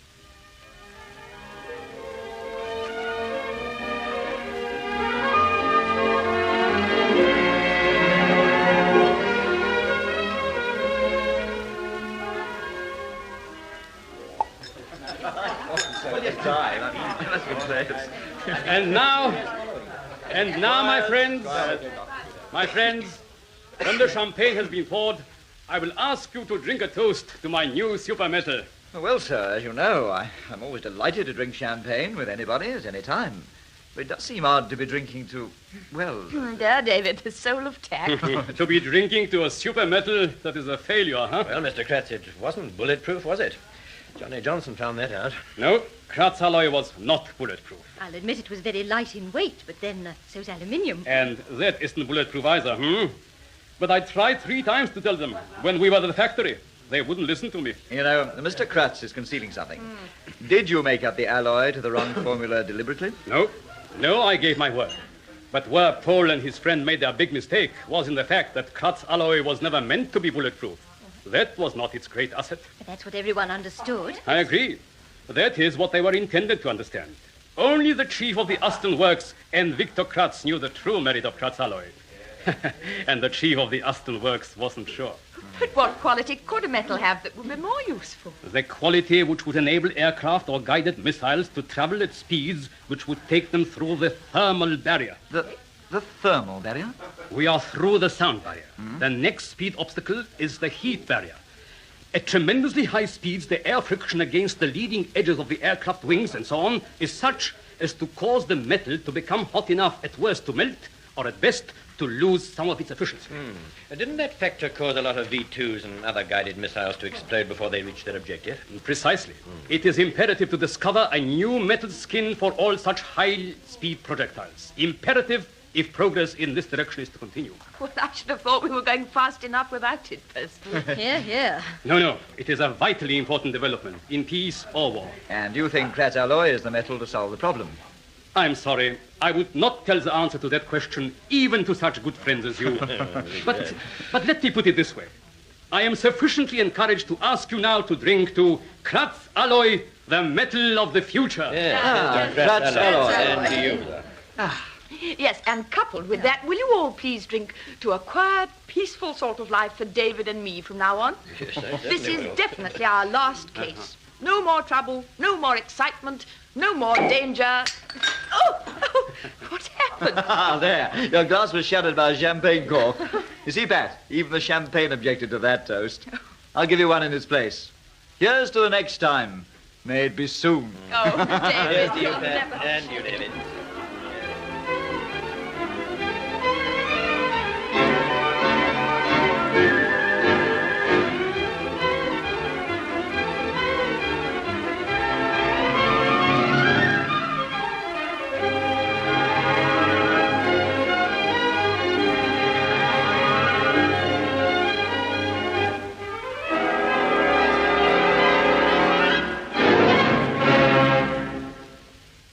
In Red for Danger by Edward J. Mason, you heard Ysanne Churchman, Anne Cullen, Chris Gittins, Arnold Peters, Bernard Rebel, Eddie Robinson, Dudley Rolph, June Spencer, Peter Wilde and Harry Stubbs.